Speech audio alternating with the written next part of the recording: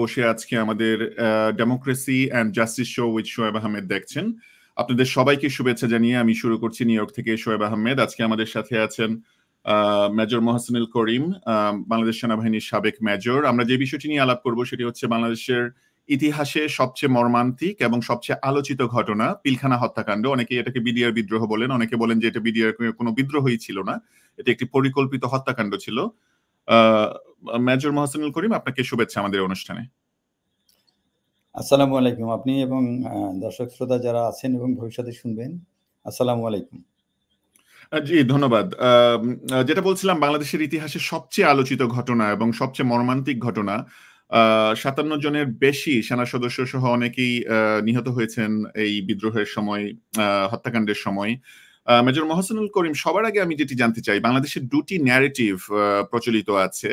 একটি ন্যারেটিভ হচ্ছে এটি একটি বিদ্রোহ ছিল, প্রচলিত সেনা বিদ্রোহ বা বিডিআর বিদ্রোহের কবলে পড়ে বাংলাদেশের এই সেনা সদস্যরা হত্যাকাণ্ডের শিকার হয়েছেন। আরেকটি ন্যারেটিভ হচ্ছে যে এটি কোনো বিদ্রোহ ছিল না, এটি একটি পরিকল্পিত হত্যাকাণ্ড ছিল এবং একটি বাইরের দেশের কথা খুব বেশি শোনা যায়। আপনি তো বিডিআর বিদ্রোহের সময় তার পরবর্তী সময়ে খুব ঘনিষ্ঠভাবে ঘটনাগুলি প্রত্যক্ষ করেছেন। আপনার কাছে কি মনে হয়, এটি কি একটি বিডিআর বিদ্রোহ নাকি এটি একটি তৃতীয় কোনো দেশের ভূমিকার কথা আপনি মনে করেন? বিদ্রোহ তো বলাই যাবে না, বিদ্রোহের সংজ্ঞায় কোনো মতে এটা পড়ে না। না কোনো নেতৃত্ব ছিল, না কোনো উদ্দেশ্য ছিল। এটা তো আসলেও যা জানতো তা তো আর ঘটেনি। এটা অবশ্যই একটা হত্যাকাণ্ড, এটা বিদ্রোহ না। এবং সেই জন্যেই এটা আগাগোড়া দেখলেই বুঝতে পারবেন এটা একটা সুপরিকল্পিত ঘটনা। বিডিআরের সৈনিকদের মাথায় এত পরিকল্পনা এবং এত সুন্দরভাবে এক্সিকিউশন, ইটস ইম্পসিবল। এবং যা ঘটেছে, যা ঘটানো হয়েছে, সেটা শুধু প্রসারে একটা পরিকল্পনা প্রসূত ব্যাপার। এবং এটা বাংলাদেশেরও কোনো অথরিটির মাথায় এটা আসার কথা না আমার বিশ্বাস। এবং এটা অবশ্যই বাইরের কোনো ইন্ধন এবং সুপরিকল্পিত একটা পরিকল্পনা করে তারা বিডিআর সৈনিকদেরকে ব্যবহার করেছে। স্পেসিফিকলি বলুন, কোন দেশের কথা আপনি ইঙ্গিত করছেন? আমি অবশ্যই ভারতের কথা বলছি। জি, আপনার কাছে মনে হয় যে ভারত এই বিদ্রোহের পেছনে আছে এবং এটি তাদেরই প্ল্যান অনুসারে হয়েছে, তাই তো? অফকোর্স। আচ্ছা, ঠিক আছে। বিডিআর বিদ্রোহের সময় আপনি কোথায় ছিলেন? আপনার ভূমিকা কি ছিল? বিডিআর বিদ্রোহের পরে আপনি কিভাবে এত ঘনিষ্ঠভাবে এত প্রত্যক্ষ করলেন সবকিছু? আপনি কি বলবেন যে আপনার বিডিআর বিদ্রোহের সময় কোথায় ছিলেন? বিডিআর বিদ্রোহের পরের 20 দিনের ঘটনাবলীর সময় আপনি কোথায় ছিলেন? এটা বলার আগে আমি আমার একটু ব্যাকগ্রাউন্ড বলি। আমি আসলে সেনাবাহিনীতে একটু বয়স বেশিতে এসেছি। আমি ল গ্র্যাজুয়েশন করে তারপরে আর্মিতে এসেছি। এই সমস্ত কারণে আমার আন্ডারস্ট্যান্ডিংটা সাধারণ অফিসারদের মতো ছিল না। তো আমি জিনিসটাকে যেভাবে দেখছি, প্রথম থেকেই আমার কাছে সব জিনিস স্পষ্ট ধরা পড়েছে ফ্রম দি ভেরি বিগিনিং। আমি ওই সময় সেনাবাহিনীর যে এয়ার রেজিমেন্ট আছে, আর্মি এভিয়েশন বলে, ওইখানে চাকরি করতাম। আর এবং এই ঘটনার সময় আমি সব কিছুই, যেহেতু আমাদের এই ইউনিটে পাইলট এবং আন্ডার ট্রেনি পাইলট সব মিলে প্রায় 50 জন অফিসার থাকে এবং সবাই বিভিন্ন লেভেলের। ফলে ঘটনা ঘটার সাথে সাথেই ওদের মাধ্যমেই আমরা একদম স্পষ্ট সব দেখতে পাচ্ছিলাম, বুঝতে পারছিলাম যে কি হতে যাচ্ছে। তো আমি ওই ইউনিটে থাকার কারণে আমার এই জিনিসটা জানার খুব সহজ হয়েছিল আর কি, যেহেতু এখানে বিভিন্ন লেভেলের অফিসাররা চাকরি করে। জি, বুঝতে পেরেছি। বিডিআর বিদ্রোহের পরে আপনি কি মইনি আহমেদ, শেখ হাসিনা, বিডিআর সাধারণ সৈনিক, ওদের সাথে কোনো কথোপকথন হয়েছিল? ওই ঘটনাগুলো একটু প্রেক্ষাপট বলেন। কিভাবে কার সাথে দেখা হয়েছিল, কি কথা হয়েছিল? ওইটা তো আমরা ইউনিটে প্রথম যেদিন ঘটলো সকাল দিক থেকেই ঘটনা, এবং সুস্পষ্টভাবে সব বোঝা যাচ্ছিল কি হচ্ছে, এবং কোনো রকম মুভমেন্ট হলো না ফেব্রুয়ারি সেনাবাহিনীর 2009 এর কথা বলছেন, তাই তো? জি, হ্যাঁ, ফেব্রুয়ারির কথা বলছি। তো ওই দিন তো আমরা সবাই বুঝলাম এবং সারাদিন যা ঘটেছে আমরা কিন্তু সবই জানতে পারলাম। বিকজ আমাদের সাথে প্রায় দুপুর পর্যন্ত ডাইরেক্টলি ইনডাইরেক্টলি অনেক রকম অফিসারের যোগাযোগ হয়েছে, কিন্তু পরের দিকে আর তাদের ওই সেট গুলো হয়তো নিয়েছে বা যোগাযোগ আর সবার সাথে হয় নাই। বাট আমরা ততক্ষণে বুঝে ফেলছিলাম যে অফিসারদের হয়তো সবাইকে মেরে ফেলছে। তো এরকম একটা অবস্থায় আমাদের তখন বলা হলো কর্তৃপক্ষের পক্ষ থেকে যে এখন কেউ বাসায় যাবে না, সবাই রাত্রেবেলাও ইউনিটে থাকবে।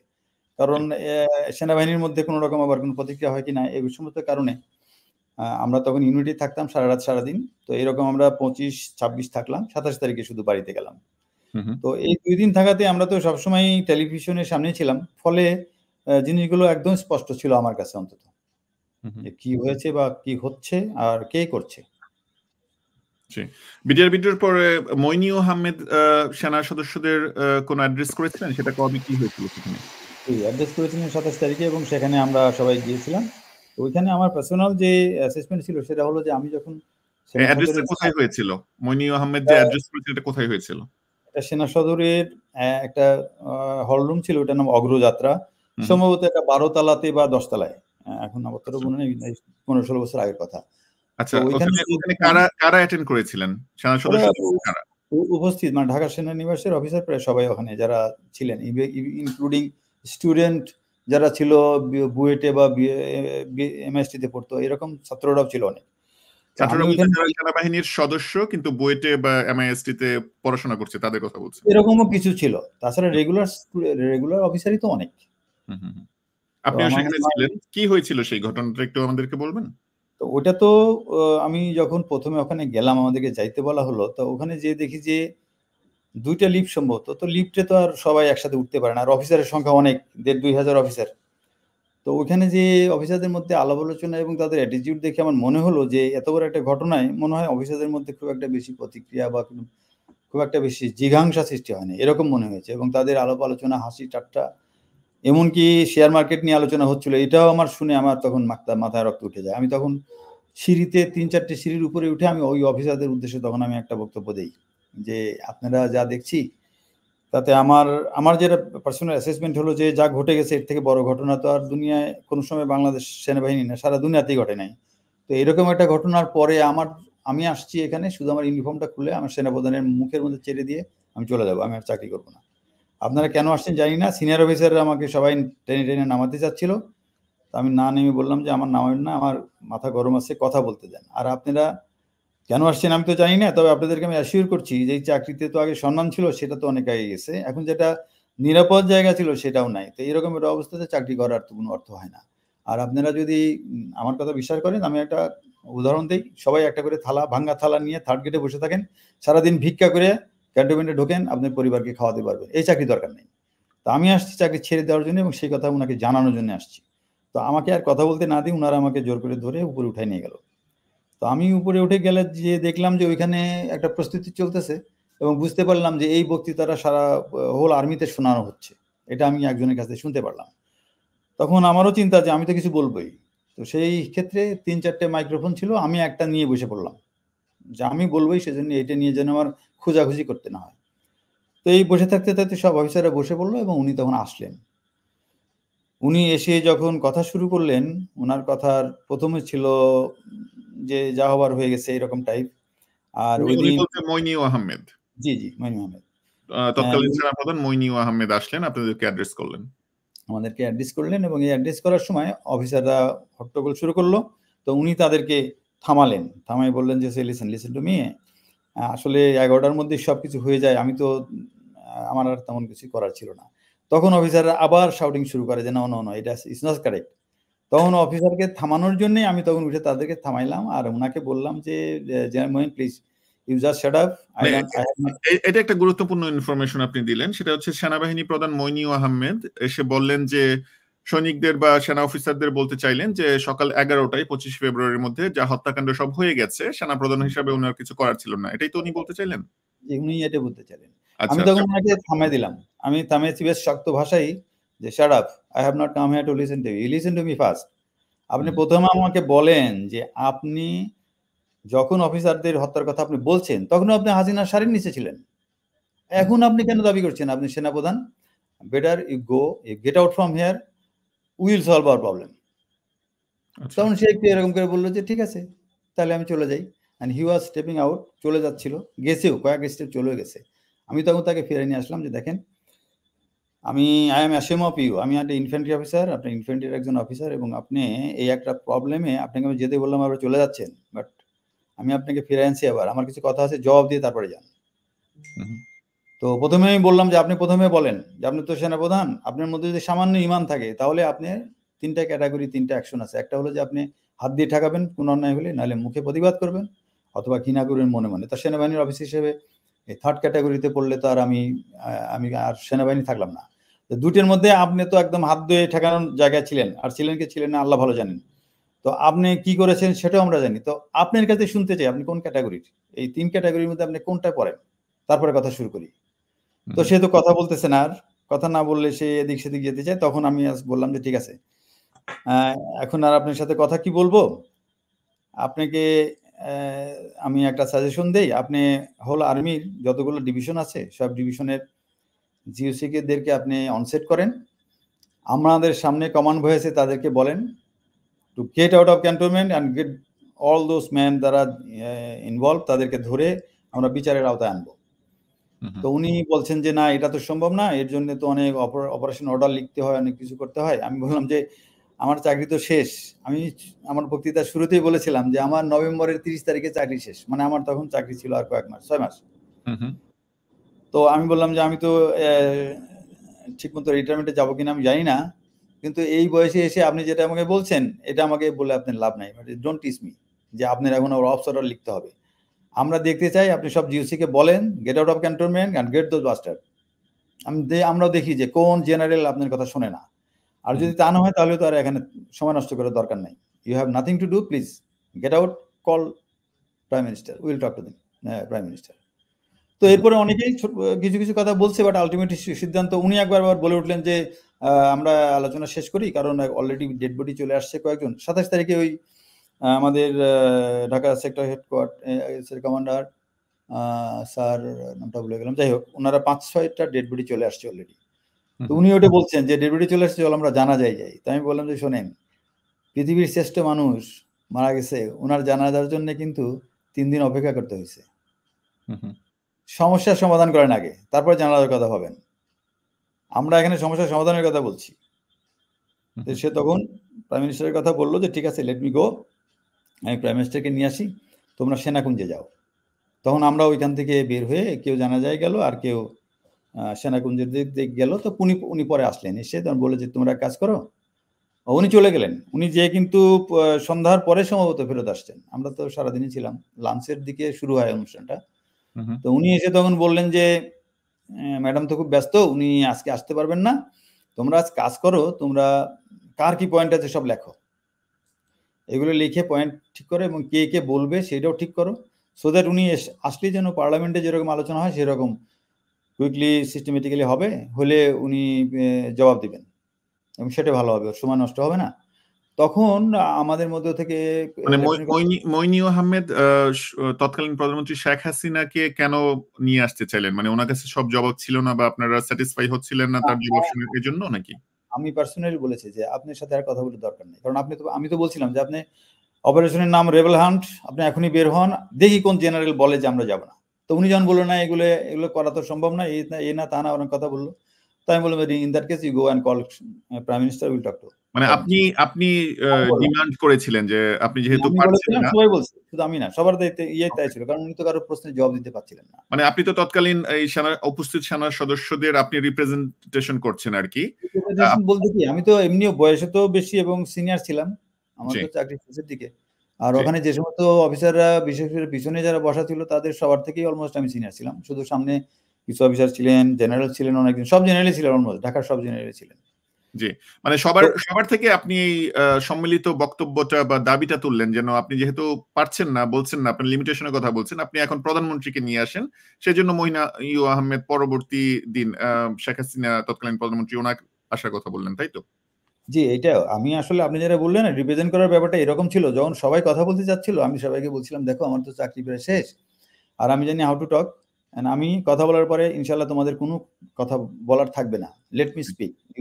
এই কথা বলার পরে সবাই থেমে যায়। তো ওইখানে আমি একটা গল্প বলেছিলাম, যেটা হলো যে আমি যখন এই সম্মেলনে আসি, সেদিন সকালে ওই রাত্রেবেলায় আমার মেয়ে একটা কার্ড বানিয়েছিল, এবং ওইটাই সকালবেলা আমাকে যখন দেয়, তখন ও যে কথা বলেছিল, তাতে কথাটা এরকম যে, এত নিষ্ঠুর কিভাবে মানুষ হতে পারে। তো you are my only father, still I think I should sacrifice you, go and kill those bastards.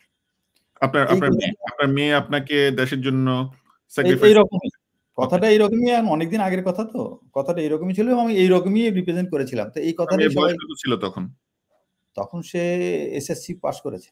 আচ্ছা, টিনেজ ভালো। একটা গার্ল, সে আপনাকে তার নিজের বাবাকে দেশের জন্য স্যাক্রিফাইস করছে, বলছে যে যারা আমার তোমার আঙ্কেলদেরকে এইভাবে হত্যা করেছে তাদেরকে তুমি প্রতিশোধ নিয়ে আসো।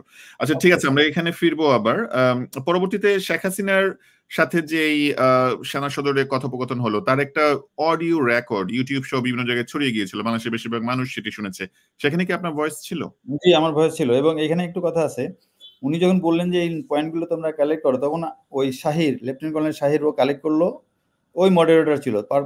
আমরা তখন ওখান থেকে সব কালেক্ট করে রাত্রে গেলাম সেনা সদরে, বসে বসে এই পয়েন্টগুলোকে কনসাইল করে মোটামুটি সম্ভবত 35টা পয়েন্ট হলো, এইগুলো আলোচনা হবে। এবং ওই পুরো জিনিসটা ফাইনাল প্রিন্ট করে এটা প্রাইম মিনিস্টার, সেনাপ্রধান, ইম্পর্টেন্ট জায়গাতে পাঠাই দেওয়া হলো যে আগামীকাল সকালবেলা এটা কে কোনটা বলবে, এটা সকালবেলা আমাদের সিজিএস বলবেন।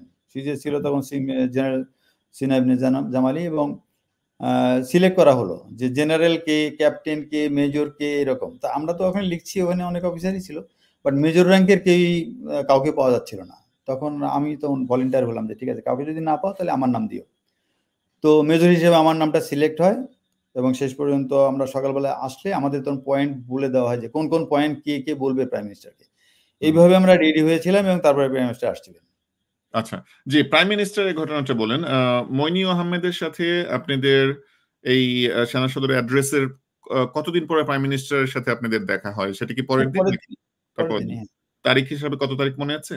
মনে হয় 28 তারিখ হবে, 28 ফেব্রুয়ারি। আচ্ছা, 28শে ফেব্রুয়ারি। শেখ হাসিনা আসলেন প্রধানমন্ত্রী। তাকে আপনারা কি বললেন? আপনি কি বললেন এবং তার জবাব কি ছিল? না, ওটা তো আমার একটা লিখিত ছিল, 3টে পয়েন্ট আমি বলবো। কিন্তু এর মধ্যে সমস্যা হলো যে আহ, একজন অফিসার, উনি জেনারেল, এবং উনি প্রাইম মিনিস্টারকে মা বলে সম্বোধন করলেন, আপনি আমাদের মা, আপনাদের এইসব। তখন ছাত্র অফিসারদের মধ্যে একটা উত্তেজনা সৃষ্টি হয় আর কি। এরকম চলতে থাকলো, মানে সবাই উত্তেজিত। কিন্তু উত্তেজনায় ফেটে পড়লো একজন অফিসার, ওনার পার্সোনাল এক্সপিরিয়েন্স বললেন, যিনি ওখান থেকে বেঁচে আসছেন। এবং প্রসঙ্গটা খুবই হৃদয় বিদারক ছিল, সেই জন্যই ওটা আর বলতে চাই না আজকে। তো ওইটা বলার পরে অফিসারের মধ্যে একটা প্রচন্ড একটা উত্তেজনা, এবং তারা চেয়ার টেয়ার ভাঙা, শেখ হাসিনা মানে প্রাইম মিনিস্টার ম্যাডামকে অনেক অকথ্য গালিগালাজ করা। তো এটা থামছিল না, এটা আবার মনে হয় অলমোস্ট আধা ঘন্টার মতন এটা কি শেখ হাসিনার উপস্থিতিতে এগুলো আমার হচ্ছিল? উপস্থিতিতেই হচ্ছে, গালিগালাজ করতেছে, কেউ ওদের কাছে যেতে পারছে না, গেলে যারা যাচ্ছে তারাই মার খাচ্ছে। তো সেই সময় একজন সিনিয়র অফিসার, আমি তো আমার মনে পড়ছে না কে, উনি আমাকে মাইক্রোফোনটা দিয়ে বললো যে গতকাল তুমি যেভাবে কন্ট্রোল করেছো, you go in the front, এবং ওদের থামা, তাছাড়া তো আর আলোচনা শুরু করা যাচ্ছে না। তো আমি তখন এমন সামনে যাই, এবং তখন আমি কিছু বলা ইমপ্রম্পটু কিছু কথা বলেছিলাম। তার মধ্যে ছিল যে ম্যাডাম, আমার তো কিছু বলার তেমন কিছু নেই, আমার তো পয়েন্ট আছেই। বাট ওই যখন আমি সামনে যাই, তখন ওই জুনিয়র অফিসাররা বলছিল, স্যার আপনি কালকে যে আপনি মেয়ে সম্পর্কে একটা গল্প করেছেন, ওইটা দিয়ে শুরু করেন। তখন আমি ওইটাই সংক্ষেপে ম্যাডামকে বললাম যে ম্যাডাম, আমরা আসলে ওই রকম যে আমাদের পরিবার আমাদেরকে স্যাক্রিফাইস করে দিয়েছে, এখন আমাদেরকে বলেন, আমরা এর প্রতিশোধ নেব, আমাদের অবশ্যই বিচার চাই। তো এই কথা প্রসঙ্গে বলতে নিয়ে ওনাকে বললাম, ম্যাডাম দেখেন, আপনার বাবা ই choose a wrong man as সেনাপ্রধান, এবং সেই জন্য কিন্তু তার মূল্য দিতে হয়েছে। আপনি যখন প্রথম সেনাপ্রধান প্রাইম মিনিস্টার হয়েছিলেন, আপনি রিটায়ারমেন্ট থেকে আপনি এক আত্মীয়কে নিয়ে এসে সেনাপ্রধান করেছেন। আপনার পাশে যিনি বসা আছে, উনাকে সেনাপ্রধান করেছে যারা, তাদের সাথে উনি কি করছেন আমরা দেখছি। তো এই যে রিপিটেডলি সেনাপ্রধান চুজিং এর ব্যাপারে পলিটিশিয়ানদের যে জিনিসটা আমরা দেখি, সেটা হলো যে the always choose the wrong man, এবং তার জন্য হোল জাতি সাফার করে। এটা আপনি সেনাপ্রধান বললেন, শেখ হাসিনাকে আপনি বললেন, তাই তো? হ্যাঁ, এগুলো বললাম। তারপরে বলছি যে আপনার 2 ভাই আর্মি অফিসার ছিল। বিশ্বাস করতে চাই না যে আর্মি অফিসারের বোন হিসেবে আপনি এই ধরনের একটা ঘটনার সাথে দায়ী। কিন্তু আপনার আওয়ামী লীগ তো দায়ী। কারণ আওয়ামী লীগের নেতারা বিডিআর এর মধ্যে, পিলখানার মধ্যে অফিসার মারা হচ্ছে, আর বাইরে স্লোগান দিচ্ছে যে আওয়ামী লীগের লোকজন যে বিডিআর ভাই ভাই, আর্মি অফিসারের রক্ত চাই। এই যে আপনার লোকজন দিল। তারপরে আপনার ১/১১ পরে যখন প্রথম পার্লামেন্ট বসে, তখন আপনার এমপিরা বলছে যে এই সমস্ত মেজরদের আমরা দেখে নেব। তো এটা যদি দেখে নেওয়ার ব্যাপার হয়, তাহলে আপনি বিচার করেন। বলে যে আপনি না, না, যখন শেখ হাসিনাকে বললেন সরাসরি যে আপনি জড়িত কি না জড়িত, বাট আপনার যে দল আওয়ামী লীগ জড়িত, এবং আপনি কারণগুলো বললেন, শেখ হাসিনার প্রতিক্রিয়া কি ছিল? উনি তখন ওই বললেন, না এগুলো ভুল তথ্য। আপনি দেখেন ওই ইউটিউবের ওই ইয়ের মধ্যে আছে, এটা ভুল তথ্য বলতেছিলেন। তো ভুল তথ্য যেটাই হোক না কেন, ওই সময় আমাদের কাছে যা ছিল সেটা একদম সলিড, এবং আমি তখন ওনাকে এটা বলেছিলাম। তো বলার পরে যাই হোক, কোন একটা পর্যায়ে যে উনি আসলো যে পয়েন্ট বলে বলো এখন। তো আমার 3টে পয়েন্ট ছিল, আমার এখন খেয়াল নাই কোন 3টে পয়েন্ট, সে 3টে পয়েন্ট আমি বলে আমি বসে গেলাম। এইভাবেই সবগুলো পয়েন্ট বলা হয়ে গেল এবং উনি শেষ পর্যন্ত বিদায় হলেন আর কি, যে হ্যাঁ কিছু করা হবে। তো যাই হোক, ওই দিনের মতো তো উনি চলে গেলেন। বাট এই যে কথা বলার কারণে আমরা যে 6 জন অফিসার, আমাদেরকে কিন্তু তখনই বিভিন্ন জায়গায় পোস্টিং করে দেওয়া হয় এবং আমাকে পোস্টিং করা হয় বিডিআরে। আমি কথা বলার জন্যে আমি ভাবছি যে আমার বলার মনে হয় একটু যোগ্যতা আছে, কারণ আমার এর পরপরই আমি বিডিআরে যাই এবং বিডিআর হেডকোয়ার্টারে আমি ছিলাম। ওই হেডকোয়ার্টারে থাকা অবস্থায় আমি তদন্তের মধ্যে যা হচ্ছে, কারণ আমি যেহেতু ল গ্রাজুয়েট অলরেডি ছিলাম, সেজন্য আমি বুঝতে পারছিলাম যে আসলে তদন্ত রাইট পথে যাচ্ছে না এবং তদন্ত করতে দেওয়া হচ্ছে না। এবং এই যে করতে দেওয়া হচ্ছে কে না, বাধা দিচ্ছে? তদন্ত করতে কে বাধা দিচ্ছে? এটা তো সাক্ষীদেরই তো হাজির করছে না। আমি আচ্ছা, তো যারা তদন্ত করছে তাদের সাথে কথা বলে দেখি যে তাদের যে সাক্ষী চাচ্ছে সেই সাক্ষী আসতেছে না। মানে এই তদন্তটা তো সেনাবাহিনীর পক্ষ থেকেই হয়েছিল। এখানে তদন্ত অনেকগুলো হয়েছে। একটা সেনাবাহিনীর পক্ষ থেকে হয়েছে, একটা ওই যে আব্দুল কাহার আখন্দ উনি করেছেন, তারপরে একজন রিটায়ার্ড সেক্রেটারি মহোদয় উনি করেছেন। জি। তো ৩টে জায়গাতেই আমি অন্তত সেনাবাহিনী অফিসাররা যেটা করছিল এটার সাথে আমি যে কিছুটা ওদের সাথে কথা বলতে পেরেছিলাম। তো সেখানে আমার মনে হয়েছে যে তদন্ত হচ্ছে না, কারণ ওরা তো চাচ্ছিল যে সমস্ত সাক্ষীকে, সেগুলো সাক্ষীকে পাওয়া যাচ্ছে না। এবং এটা পরবর্তীতে এখন তো অনেকেই কথা বলছে, তখনই আমি ভিতর থেকে এটা জেনে ফেললাম যে না, তদন্ত ঠিকমতো হচ্ছে না। এবং আমি তখন কিছু কিছু ম্যানিপুলেশন এবং আমার মতামত অনেক জায়গায় দিয়েছি, এবং তখন আমাকে আবার এখান থেকে পোস্টিং করে দিয়ে দেওয়া হলো কুড়িগ্রাম। তো কুড়িগ্রাম যে আমি ওখানে দেখি ওইখানে বিডিআর সৈনিকরা অফিসারদেরকে আটকে রাখছিল, কিন্তু কোনো হতাহত কিছু হয়নি, অফিসারদের কিন্তু তারা অ্যারেস্ট করে রাখছিল। জি। তো এরকম ঘটনা কিন্তু বাংলাদেশে বিভিন্ন জায়গায় হয়েছে। আচ্ছা, আপনি বলতে চাচ্ছেন বাংলাদেশের বিভিন্ন জায়গাতে বিডিআর সৈনিকরা অফিসারদেরকে অ্যারেস্ট করে রেখেছে, বাট হত্যাকাণ্ড হয়নি। ঢাকার ঘটনাটা ছিল ডিফারেন্ট। হ্যাঁ, এই কথাটা হচ্ছে এইটাই যে আর্মি অফিসার তো বিভিন্ন জায়গায় কেউ হয়তো দৌড়ায় পালাই গেছে, কাউকে হয়তো নিয়ে আসছে, কিন্তু তাদের কাস্টডিতেও অফিসার ছিল, কিন্তু সেই অফিসারদের তো ক্ষতি হয়নি। জি, বিডিআর হেডকোয়ার্টারে তাহলে কি বিষয়টা ছিল যে এখানে অফিসার হত্যা হলো? সামথিং জি, ডিফারেন্স। এই বিষয়ে আমরা আসছি আপনার কাছে। না, এখানে নেই। ওইখানে যে আমি যেটা দেখলাম আমার আশ্চর্য লাগলো যে আমি ওইখানে ব্যাটালিয়নের উপঅধিনায়ক হিসেবে গেলাম, যেই শুনি যে কিছু জায়গা আমাদের এলাকা ইন্ডিয়া বিএসএফ দখল করে ফেলছে। মানে এই যে তাদের এইমটা বোঝা যাচ্ছে যে তারা কি চায়। একটা জায়গা তো ডিসপুটেড ছিল, এখন যে দেখলো যে আমরা একটু দুর্বল, সেই জায়গাটা তারা দখল করে তার কাটা দিয়ে মানে বেড়াতে দিচ্ছে। এই ইন্ডিয়া যে আপনি গিয়ে দেখলেন কুড়িগ্রামে, তাই তো? কুড়িগ্রামে আপনি গিয়ে দেখলেন কিছু জায়গা ইন্ডিয়া দখল করে ফেলেছে। এই দখল দখলটাকে করে তার কাটা বেড়াতে দিচ্ছে। এ দখল করে তার কাটা বেড়া দিয়ে দিয়েছে। এই ইন্ডিয়ার দখল করা জায়গাটা, এই ঘটনাটা কি 25শে ফেব্রুয়ারি পরে হয়েছে? হত্যাকাণ্ডের জি, পরে হয়েছে? আচ্ছা। জি, পরে। আচ্ছা, মানে বাংলাদেশে একদিকে বিডিআর হত্যাকাণ্ড হচ্ছে, ওইদিকে ইন্ডিয়া তাদের সীমানা বাড়িয়ে দিচ্ছে, মানে জায়গা দখল করে ফেলছে। জি। আচ্ছা, আপনি কি করলেন? আপনি যখন দেখলেন দখল আমি করে যখন ফেলছে? গেলাম, আমি ওখানে গেলাম, আমার ব্যাটালিয়ন কমান্ডার যেতে চায় না, আমি ওনাকে জোর করে নিয়ে গেলাম। নিয়ে যেয়ে আমি তাদেরকে ডাকলাম। আমরা তো তখন ইউনিফর্ম পরতাম না, সিভিল ড্রেস। হুম, হুম। তো বলা হলো যে উনাদের সিনিয়র অফিসারদের আসতে, উনারা আসলে উনাদেরকে আমি চ্যালেঞ্জ করলাম যে আমি তো সিভিল ড্রেসে আছি, বিডিআর ড্রেস নাই। আর বিডিআর সদরে কি হয়েছে না হয়েছে, ডোন্ট বদার অ্যাবাউট দ্যাট। আপনারা যদি না সরান তাহলে এই বিডিআর দিয়ে আমি যুদ্ধ করব। আপনি দেখতে চান? ওনারা বলতে কাদেরকে বললেন? ওরা বিএসএফ। আপনি বিএসএফ ওদেরকে ডেকে বললেন আরকি যে, ওকে তোমরা যদি বললাম না যে সরে যাও তাহলে আমি যুদ্ধ করে আমার জায়গা পুনর্দখল জায়গা করব। দখল করবো, জায়গা আচ্ছা, দখল করবো। তারপর ওরা কি করল? তখন তারা ওই বলছে না এক্সিলেন্সি এটা ঠিক হচ্ছে না, এটা বুঝাচ্ছে আমাকে, আমার বুঝার দরকার নেই কিছু। এখানে কাঁটাতারের বেড়া যদি না উঠান তাহলে আমি যুদ্ধ শুরু করব। আচ্ছা, তো তারপর? যাই হোক, তারপরে একটা মীমাংসায় আসলো, তারা সময় নিল। তারপরে এটা ওইভাবে সলভ হলো আর কি, যে না তারা কাঁটাতারের বেড়া উঠায় ফেলবে। তো আচ্ছা, এটাও তো একটা রিপারকেশন যে কোন অফিসার এখানে আসলো, আমি তো ছিলাম না এখানে, আমি জি, হয়তো তার কয়েকদিন আগে এখানে গেছি। তো আচ্ছা, তারপরে এগুলো উঠানো হয়েছে এবং বর্ডার ওয়াজ কোয়াইট, মানে বলবো যে আমরা সচেতন এবং যথেষ্ট শক্তি নিয়েছিলাম, কারণ তখন যে যাই বলুক, আমি তো ওইখানে যে আমার বিডিআর এর সৈনিকদের মধ্যে আগেও তো আমি চাকরি করেছি বিডিআর এ, জি, আমি তো একই রকম পেয়েছি। আমার কাছে ২ রকম মনে হয় নাই। বিডিআর এর বুঝতে সৈনিকরা পেরেছি। মনে হচ্ছে আমার কাছে একই রকম। সৈনিকরা আগে থেকেই ডেডিকেটেড ছিল, এখনো ডেডিকেটেড আছে। তাদের মানসিকতার কোনো পরিবর্তন হয়নি বা কোনো পরিবর্তন, দেশপ্রেমমূলক কোনো আপনি সেন্টিমেন্ট তাদের মধ্যে দেখেননি। একদম। যা আচ্ছা, ছিল তাই। এই প্রসঙ্গে আমি আসছি। আপনি শুরুতে বলেছিলেন, যখন আমাদের প্রশ্ন ছিল বিডিআর বিদ্রোহটা কে করেছে? বিডিআর এর সাধারণ সৈনিকরা এর পিছনে জড়িত, মাস্টারমাইন্ড? নাকি অন্য কোনো শক্তি আছে? আপনি অন্য শক্তি হিসেবে ভারতের কথা উল্লেখ করেছেন। আপনার কাছে কেন মনে হয় যে ভারত কেন এই বিডিআর বিদ্রোহ করতে গেল? এটার মানে ইমিডিয়েট, এটা তো ওদের মাস্টার প্ল্যান। এটা ধরেন যে এটার বলতে গেলে তো ঐতিহাসিক ব্যাকগ্রাউন্ড সে আমাকে। ঐতিহাসিক ব্যাকগ্রাউন্ডে আমরা পরে যাচ্ছি। নিকট অতীতে কিছু ঘটেছিল ভারতের সাথে যেজন্য তারা এই হত্যাকাণ্ডের পরিকল্পনা করল? ওদের তো মনের মধ্যেই ছিল, কারণ বিএসএফ কোনোদিনও আমাদের সাথে কোনোদিন উইন করে নাই, এবং তাদের মূল পরিকল্পনাই হলো যে কেন BDR strong, because BDR led by army officer. তো তাদের তো প্ল্যানই যে আর্মি অফিসারকে কেমন সরানো যায়। তো এই জন্যই অতি সম্প্রতি যে ঘটনা ওই সময় হয়েছিল সেটা ছিল 2001 সালের একটা ঘটনা। সে সময় সিলেটের একটা বিউপি নিয়ে একটা সমস্যা হয়, কারণ একটা নদীর পারে, নদীটা দুইটা ভাগ হয়ে গেছে। তো তো ওইখানে দুই ভাগের এক ভাগের ওপারে হলো যে বিএপি, তার নামও পদোয়া, আবার বাংলাদেশ পার্টি যেটা সেটাও পদোয়া। তো আমাদের লোকজন স্বাধীনতার পরে ওইখানে যাই এরকমই দেখছে, দুই পাশে দুইটা বিওপি, একই নাম, কিন্তু এই দুইটা বিওপি আসলে উদ্দেশ্যে বলবেন বিওপি জিনিসটা কি? বিওপি হলে বর্ডার আউটপোস্ট। আচ্ছা। তো এই বর্ডার আউটপোস্ট যেটা ছিল, এটা ক্যাম্প, সে ক্যাম্পটা ছিল নদীর পাড়ে, সেই নদীটা ছিল বর্ডার। তো তখন ওই মুক্তিযুদ্ধের সময় নদীটার আর একটা অফশুট মানে হয়ে নদীটা দুই ভাগ হয়ে গেছে। দুই ভাগ হলে ওই ওই বিওপিটা মানে বর্ডার আউটপোস্টটা পড়ে গেছে দুইটা শাখার মাঝখানে। তো পাকিস্তানিরা যেহেতু একটু নিরাপত্তা সমস্যা ভেবে ওরা পিছনে এসে যে হোম ব্যাংকের যে নদীর শাখা, সেই শাখার পারে ইয়েটা করছে ক্যাম্প। সেই ক্যাম্পটা তো 600-700 গজ দূরে ওই ক্যাম্প থেকে।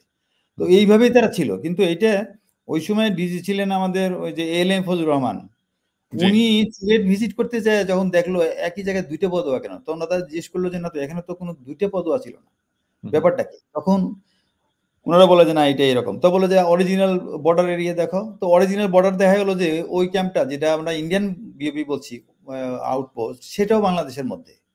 আচ্ছা। তো বলে যে এটা হতেই পারে না। আমি মুক্তিযুদ্ধের সময় যতটুকু আমার অভিজ্ঞতা আছে আমি জানি যে এখানে মুক্তিযোদ্ধারা বা উনি সম্ভবত উনিও ছিলেন দু একদিন, এরকম হতে পারে, উনি একটা স্পষ্ট ধারণা ছিল না। বলে এখানে তো মুক্তিযোদ্ধারা থাকতো, এই দিনের বেলায় এখানে ঘুমাইতো, বিএসএফ পাহারা দিত, রাত্রিবেলায় মুক্তিযোদ্ধারা বাংলাদেশের মধ্যে ঢুকে অনেক ইস্ট পাকিস্তানে ঢুকে অনেক যে সময় অপারেশন করে ফেরত আসতো। কিন্তু 16 ডিসেম্বরে ওরা ওই অবস্থায় সবাই চলে এসছে পতাকা উঠায়, আর বিএসএফ এখানে থেকে গেছে। আর আর আমাদের যেটা ইপিআর এর ক্যাম্প ছিল সেটা তো কেউ ছিল না, পরে বিডিআর অর্গানাইজ হওয়ার পরে ওটা বিডিআর দখল করছে। এই জন্যই ওরা শুরু থেকে জানে যে এখানে দুইটা ক্যাম্প, একটা পদোয়া ইন্ডিয়া, একটা পদোয়া বাংলাদেশ। কিন্তু ডিজি বললেন যে না, এটা একই পদোয়া এবং ওটা আমাদের জায়গা। তারপর তাদেরকে যখন সেক্টর কমান্ডারকে টাস্কিং করলে উনি পরে রিপোর্ট দেখলেন যে হ্যাঁ ডিজি যেটা বলেছেন সেটাই সঠিক। এখন উনারই হলো, উনি তো একজন মুক্তিযোদ্ধা, উনি চাইছে যে না এটা দখল করতে হবে, এটা তো আমাদের ল্যান্ড, এরকম ল্যান্ড আমাদের মধ্যে। মানে বিডিআর এর তৎকালীন ডিজি আলম ফজলুর রহমান উনি আইডেন্টিফাই করলেন যে কিভাবে দুইটা চেকপোস্ট হয়। এখানে তো একটা চেকপোস্ট ছিল স্বাধীনতার সময়ে, এবং উনি আইডেন্টিফাই করলেন যে ভারতের যেই বিওপিটা চেকপোস্টটা ক্যাম্পটা, সেটাই আসলে বাংলাদেশের অরিজিনাল ক্যাম্প, স্বাধীনতা যুদ্ধে বাংলাদেশের অরিজিনাল ক্যাম্প হিসেবে পরিচিত ছিল। এটা এখন ভারতের অধীনে কিভাবে গেল সেটাই উনি ইনভেস্টিগেট করলেন, এবং সেটা উনি বাংলাদেশের অধীনে আবার নিয়ে আসার জন্য উদ্যোগ গ্রহণ করলেন, তাই তো? এবং এটা করার কারণ হচ্ছে কি যে আমাদের যে কনস্টিটিউশন সেটা লেখা আছে যে 25শে মার্চ যেটা ইস্ট পাকিস্তান ছিল সেটাই বাংলাদেশ। তো সেই হিসাবে তো বাংলাদেশ। এখন উনার আমি সামনাসামনি শুনেছি, অন্যদের মুখে শুনেছি, সেটা হলো যে উনি তখন এটা শেয়ার করবেন কার সাথে। তো যে কোনো কারণে হোক উনি স্বরাষ্ট্রমন্ত্রীর সাথে শেয়ার করেন নাই, he went directly two prime minister. তো প্রাইম মিনিস্টারকে উনি বুঝাতে পেরেছেন, যেমনি করে হোক ওনার কাছ থেকে অর্ডারটা নিয়ে আসছেন যে ম্যাডাম এটা হলো আমাদের নিজের সীমানা এবং এটা আমার বিডিআর এর ডিজি হিসেবে আমার দায়িত্ব to safeguard and keep the whole area under our control. এটা আমার দায়িত্ব, এখানে গভর্নমেন্টের আর কোনো ইনভলভমেন্ট নাই এবং এটা আমি করতেও পারবো। তো যে কারণেই হোক ম্যাডাম তখন অনুমতি দিয়েছে, ঠিক আছে আপনি যদি এটা করতে পারেন করেন। তো উনি তখন অফিসার সিলেক্ট করার কথা বলেছেন, 3 জন অফিসারকে সিলেক্ট করা হয়, লোক সিলেক্ট করা হয় বিভিন্ন ব্যাটালিয়ন থেকে, করে তারপরে ওই দিনক্ষণ ঠিক করে, ঘটনার দিনেও অনেক কিছু হয়েছে, কারণ আমি ওই সমস্ত অফিসারের সাথে পরে দেখাও করেছি। তো ওরা যেভাবেই হোক একটা দুর্ঘটনা ঘটে গেছিল, একটা মিসফায়ার হয়ে গেছিল আর কি। এই মিসফায়ার হওয়ার কারণে বিএসএফ জানতে পারছে যে এখানে কিছু একটা মনে হবে। তো ওরাও সকালবেলা বের হয়েছে, বাট আমাদের লোকজন কি করছে, ওদেরকে অ্যাম্বুশ করে ফেলছে। মানে আপনি ওই সিলেটের পাদুয়া যে বাংলাদেশ এবং ইন্ডিয়া একটা যুদ্ধ হয়েছিল, ওই যুদ্ধের কথাটা বলছেন? জি, এই যুদ্ধ হয় নাই, মানে ওখানে কোনো বুলেট তারিখ এবং মাস মনে আছে, কত তারিখ কত মাস? ওই আমি না, এটা আমার এক্স্যাক্টলি ওটা মনে নাই, এটা 2001 সালের কথা, সম্ভবত জুন জুলাইয়ের দিকে, জুনের দিকে এরকমই হবে। ওকে, মানে তখন শীতকাল না। জি। এবং স্থানীয় জনসাধারণ হেল্প করেছে, ওরা মানে টার্গেট এরিয়াতে টেন্স খোরা টোরা যত কিছু ওরাই করে দিয়েছে। তো আমাদের লোকজন ওরা সকালবেলায় যে অ্যাম্বুশ করলো, করে ওরা যখন নিচে নেমে আসছিল পাহাড় থেকে, ক্যাম্পটা তো পাহাড়ের উপরে, ওরা তাদেরকে অ্যারেস্ট করে এবং হাতিয়ার নিয়ে নেয় এবং তাদেরকে ক্যাম্পে উঠায় এবং ক্যাম্পে সবাইকে অ্যারেস্ট করে। 100% বিএসএফ ওয়াজ অ্যারেস্টেড। আচ্ছা, আপনি বলছেন বাংলাদেশের বিডিআর অ্যাডভান্স করে এবং ইন্ডিয়ার অধীনে যে বিউপিটা ছিল, ইন্ডিয়ান ক্যাম্প ছিল, সেখানে গিয়ে ইন্ডিয়ার বাহিনীকে পরাজিত করে সবাইকে অ্যারেস্ট করে ফেলে। কোনো হতাহতের ঘটনা ঘটেছিল? না, হতাহতের ঘটনা ঘটে নাই। এবং ওখানে অ্যারেস্ট করার পরে ওদের মোটামুটি 50% কে বেঁধে বাংলাদেশে পাঠিয়ে দেওয়া হয়, আর 50% নিয়ে ওরা ক্যাম্প দখল করেছিল। এবং এইটা হওয়ার পর থেকেই সম্ভবত 2 দিন এই ব্যাটালিয়নের এই ক্যাম্পের সাথে ইন্ডিয়ান বিএসএফ এবং অন্যান্য অথরিটি কোনো যোগাযোগ ছিল না, কারণ ওরা তখন ওয়্যারলেস সেট বন্ধ করে দিছে মানে যোগাযোগ হচ্ছে না বা শুনতে পাচ্ছিল সবাই। তো এরকম অবস্থাতেই যখন আলটিমেটলি ওরা বুঝতে পারে যে এটা it has gone to Bangladeshi hands, তখন তারা সেনাবাহিনী, তারপরে কমান্ডো এদেরকে নিয়ে আসে, এপিসি নিয়ে আসে, আর্মার কি বলে ট্যাঙ্ক নিয়ে আসে। তো এই মতো অবস্থায় আমাদের যারা ছিলেন ওরা তখন বাংলাদেশ থেকে এন্টি ট্যাঙ্ক কিছু কিছু ওয়েপনও নিয়ে যায়। তো পাহাড়ের মধ্যে তো ওদেরকে ওইভাবে কিছু করতে পারছিল না, বাট ভয়টা দেখাচ্ছিল যে কিছু একটা করবে। বাট আমাদের যারা ছিলেন ওনারা ওখান থেকে উইথড্র করে নাই। তো যখন ওরা দেখলো যে না, তাদেরকে উইথড্র করা যাবে না, ডেডিকেটেড একদম ডাই হার্ড, তখন তারা একটা বুদ্ধি বের করলো যে এরকম আর কোনো ক্যাম্প যদি থাকে বাংলাদেশের, সেটা চলো আমরা দখল করে তখন বার্গেনিং করবো। খুঁজে খুঁজে তারা বের করলো এই কুড়িগ্রাম জেলার বড়াইবাড়ি নামে একটা বিওপি, যেই বিওপি অরিজিনালি জায়গাটা ম্যাপের মধ্যে ইন্ডিয়ার জমি, বাট ওইখানে আমাদের ওই জায়গাটা হলো গ্রামের বাসী সবাই হলো পাকিস্তানের সিটিজেন ছিল, বাংলাদেশের সিটিজেন। তো ওই জায়গাটা তাদের, কিন্তু আমাদের একটা বিওপি আছে, সেই বিওপিটার ওই জায়গার পাশেই, কিন্তু ইন্ডিয়ান ল্যান্ডে না। আচ্ছা, এই বড়াইবাড়ি বিওপি। তখন ওরা পরিকল্পনা করলো যে এটা আমরা দখল করবো। এটা দখল করতে যাই মেজারেবলি ফেল, এবং ওখানে মনে হয় ওখানে মিনিমাম আরো বেশি বিএসএফ মারা গেছে, অফিসার সহ। আচ্ছা, পাদুয়ার যুদ্ধে কোনো বিএসএফ মারা যায়নি। কুড়িগ্রামের বড়ইবাড়ির যুদ্ধে, যেটা ইন্ডিয়া পরিকল্পনা করেছে যে আমরা বড়ইবাড়ির এই বিউপিটা দখল করে বাংলাদেশের সাথে একটা নেগোসিয়েশন করব যেন আমরা আমাদের পাদুয়া বিউপিটা রাখতে পারি, ওটা ওদেরকে দিয়ে দেবো, এই ধরনের একটা প্ল্যান ওদের ছিল। আপনি বলতে চাচ্ছেন কুড়িগ্রামের বড়ইবাড়ির যে বিডিআর সদস্যরা ছিলেন, ওখানে যে ইউনিট ছিল, তারা যুদ্ধ করেছে এবং এখানেও বিএসএফ পরাজিত হয়েছে এবং হত্যাকাণ্ড, এখানে হতাহতের ঘটনা ঘটেছে, তাই তো বলছেন? ঘটেছে। এবং এখানে যে জিনিসটা ওরা আগে থিওরিটিক্যালি জানতো যে আর্মি অফিসারের লিডারশিপের কারণে তারা এত স্ট্রং, এইখানে তারা দেখলো যে ওই ব্যাটালিয়নের কমান্ডার ছিল লেফটেন্যান্ট কর্নেল শাহরুজ্জামান, উনার ব্যাটালিয়ন ছিল জামালপুর। যখন এরকম ঘটনা ঘটলো, এর আগেই অনেক রকম ব্যাটেল সিম্বল ছিল, মানে সিমটম ছিল যে এরকম কিছু করতে পারে। সেই জন্য উনি যে বিওপিটা সবচাইতে সন্দেহজনক, সেটাতে স্ট্রেন্থ তো বেশি নেই, 11 জন সৈনিক ছিল মাত্র, ওইখানে একটা মেশিন গান দিয়েছিলেন উনি। আর উনি বলো যখন এটা যুদ্ধ প্রস্তুতি শুরু হয়, এটা সুন্দর সুন্দর কাহিনী আছে ওইখানে। তো ওইখানে যখন রাত্রিবেলা বিএসএফ আসে, তো ওই সময় রাত্রিবেলায় একটা ভদ্রমহিলা, একটা মেয়ে মানুষ ওখানে তার ধানের খেতে পানি দিচ্ছিল, আর তার ছেলে একটা ছিল ওইখানে গ্রোন আপ। তো ওরা করছে কি, ওদেরকে জিজ্ঞেস করছে যে বিডিআর ক্যাম্প কোন দিকে, ওরা দূরের একটা স্কুল দেখা দিছে। দেখা দিয়ে ওই মহিলাকে বলছে তার ছেলেকে যে দৌড়া ক্যাম্পে যা, বলো যে শয়ে শয়ে হাজার হাজার বিডিআর আসতেছে, তোমরা রেডি হও। মানে এরা আমাদের সৈনিকরা সারপ্রাইজ হয় নাই, ওরা তো রাত্রিবেলা আসছে, ভোর রাত্রে অ্যাটাক করছে, কিন্তু ততক্ষণে তো আমাদের লোকজন রেডি। এবং সেনাবাহিনীর যে প্রশিক্ষণ, যে ওরা যদি অ্যাটাক করে ওদের অনেক দূর থেকে ফায়ার না করা, যতক্ষণ পর্যন্ত তারা গ্র্যান্ড থ্রোয়িং রেঞ্জে না আসবে ততক্ষণ ফায়ার করবে না। তাতে ধরেন যে 100 গজের মধ্যে চলে আসে যাও, তখন একদম বাস ফায়ার করছে। এমজি আর এলএমজি ফায়ার করাতে ম্যাসিভ ক্যাজুয়ালিটি হয়েছে, মানে কেউই বাঁচে না এরকম। কতজন সেটা সংখ্যায় কতজন বিএসএফ মারা গেছে? আমাদের পক্ষ থেকে, মানে আমাদের সিভিলিয়ান প্রপোর্শন যারা ছিল, তারা মোটামুটি সম্ভবত 18 জন ডেড বডি নিয়ে আসছিল এবং 2 জন বা 3 জনকে জ্যান্ত ধরে নিয়ে আসছিল। ওইগুলোই ময়মনসিংহ সেক্টরের কোয়ার্টারে তাদের সাথে আমাদের এক্সচেঞ্জ হয় পরে। বিএসএফ এর 18টি ডেড বডি আপনারা পেয়েছিলেন এবং সিভিলিয়ান 18 বা 16 জন ডেড বডি এবং কয়েকজনকে জীবিত ধরে নিয়ে আসা হয়েছে। 3 জন, সম্ভবত 3 জনকে জীবিত ধরা হয়েছিল। আর ওইখানে যে ব্যাটালিয়ন কমান্ডার, উনি জামালপুর থেকে ওই রাত্রেই বলেছিলেন যে তোমরা কেউ ক্যাম্প ছাড়বা না, আমি আসবো, তারপরে হবে ঘটনা। তো উনি কিন্তু ওনার কথা রেখেছেন। উনার পৌঁছাতে সম্ভবত 12টা বেজে গেছে। বাট উনি যখন ক্যাম্পে ওঠে, এই যে জার্নিটা, এই জার্নির মধ্যে উনার পাশে থাকে উনার একজন রানার, একজন অপারেটরের ওয়্যারলেস সেটে গুলি লাগছে, আর রানার মারা গেছে। আল্লাহ ওনাকে বাঁচাই দিচ্ছে। উনি কিন্তু ওই অবস্থায় ক্যাম্পে উঠছে, এবং প্রমাণ হয়েছে যে হ্যাঁ, আর্মি অফিসার শুধু মুখে বলে না, তারা কিভাবে তার আন্ডার কমান্ডকে কথা দিয়ে একদম ক্যাম্পে আসবো, তারপরে যা হয় তাই হবে। এবং ক্যাম্পে উনি এসছেন, এবং যুদ্ধ তখনও থামে নাই, যুদ্ধ থামতে আরো 2 দিন লাগছে। এইভাবেই আপনি কি তখন কুড়িগ্রামে আপনি পোস্টেড ছিলেন? আমি পোস্টে ছিলাম না, আমি এই ঘটনার পরে আমি সেক্টর জিটি হিসেবে পোস্টিং যাই এবং আমি ঘটনার কাগজপত্রে এবং ওই ওই এরিয়া ভিজিট করি, তারপরে যারা শহীদ হয়েছে তাদের খোঁজখবর নিছি, তাদের সাথে দেখা করছি। তো এই করতে যায় একটা সুন্দর ঘটনা, সেটা হলো যে এই জায়গার যে যারা সৈনিক, এই এলাকার সৈনিকরা হলো রংপুর ব্যাটালিয়নের, বরাবর এই বিউটা জামালপুর ব্যাটালিয়ন, বাট এখানে অনেক বড় একটা এলাকা আছে রৌমারী উপজেলার, সেগুলোর সৈনিক ছিল রংপুরের। রংপুরের সৈনিক এখানে যুদ্ধ করে আসলে তো এখানে নিয়ে গেলেও কিছু করার নাই। পরে আমি এটার একটা রাইট আপ দিয়েছিলাম আমাদের জিওসি, উনি কুড়িগ্রাম বাড়ি, যে এটা অরবিট চেঞ্জ করার জন্য, এবং পরে চেঞ্জ হয়েছে। এই পুরো এলাকায় রৌমারী রাজবপুরে যতগুলো বিওপি, এগুলো সবই তখন জামালপুর ব্যাটালিয়নকে দেওয়া হয়। এবং এটা দেওয়ার কারণে আমরা এই দুটি যে বাংলাদেশের সাথে ভারতের যে সীমান্ত সংক্রান্ত দুটি যুদ্ধ, সিলেটের পদুয়া এবং কুড়িগ্রামের বড়ইবাড়ি, আপনার কি মনে হয় এই দুটি যুদ্ধে ইন্ডিয়ার পরাজয় এর সাথে বাংলাদেশি বিডিআর অনেক বছর পর 2001-এর ঘটনার পর 2009 অ্যাটলিস্ট 8 বছর পরে বাংলাদেশি বিডিআর হত্যাকাণ্ডের সাথে এই দুটি ঘটনার কোনো যোগসূত্র আছে? অবশ্যই আছে।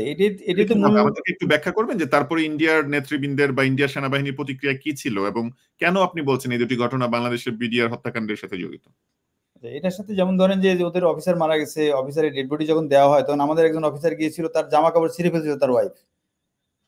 এত ক্ষোভ, আমাদের অফিসারের জামা ছিঁড়ে ফেলছে, why did you kill my husband. তো আমাদের অফিসার কি করবে, তার হাজবেন্ড মারা গেছে, ও কিছু বলে নাই। তো ওইখানে দেখা গেছে তাদের প্রচন্ড ক্ষোভ। আমরা তো শুধু 18টা ডেড বডি ফেরত দিলাম। ওরা যখন আমাদের 2-3 দিক থেকে আক্রমণ করে ব্যর্থ হয়, ততক্ষণে সূর্য উঠে গেছে, তখন তারা উইথড্রল করতেছে, কারণ এরা তো সব যুদ্ধে আসে মদ খায়। ওরে বলছে আমাদেরকে যে ওরা মদ খায়, তারপরে আসে নিজেরাকে খুব সাহসী মনে করে, ওই কোনো জ্ঞান বুদ্ধি নাই, চলে আসে আর কি। তো ওরা যখন এই হুঁশ ফিরছে, তখন দৌড় শুরু করছে। তো দৌড় শুরু করলে কাঁটাতারের বেড়ার বাইরে, তো বেড়ার একটা গেট ছিল, ওই গেট দিয়ে তো সবাই ঢুকতে গেছে, এমজি দিয়ে এমন বাস মারছে ওইখানে, একটা বাঁচে নাই। অধিকাংশ লোকই ক্যাজুয়ালিটি হয়েছে, কেউ একদম মারা গেছে। তো এইগুলো তো সবই খবর ওরা জানে। ওদের তো অন্তত 150-200-র মতো লোক ক্যাজুয়ালিটি হয়েছে, এবং মারা টারা দিয়ে আর কি 150-200 হবে, এইটা তো সবাই জানে। এবং তখন যেটা আমি দেখেছি, আমি তখন এগুলো লক্ষ্য করতাম, এই ইন্ডিয়ান টেলিভিশনগুলোতে ওদের পার্লামেন্ট প্রসিডিং দেখাতো, এইগুলোতে দেখলাম। তো ওইখানে যারা এক্স জেনারেল বা এক্স আর্মি অফিসার যারা, বা এয়ারফোর্স অন্যান্য সার্ভিসেস অফিসার যারা এমপি, তারা যেভাবে কথা বলতো, মনে হচ্ছে যে এখনই বাংলাদেশকে তারা অ্যাটাক করবে।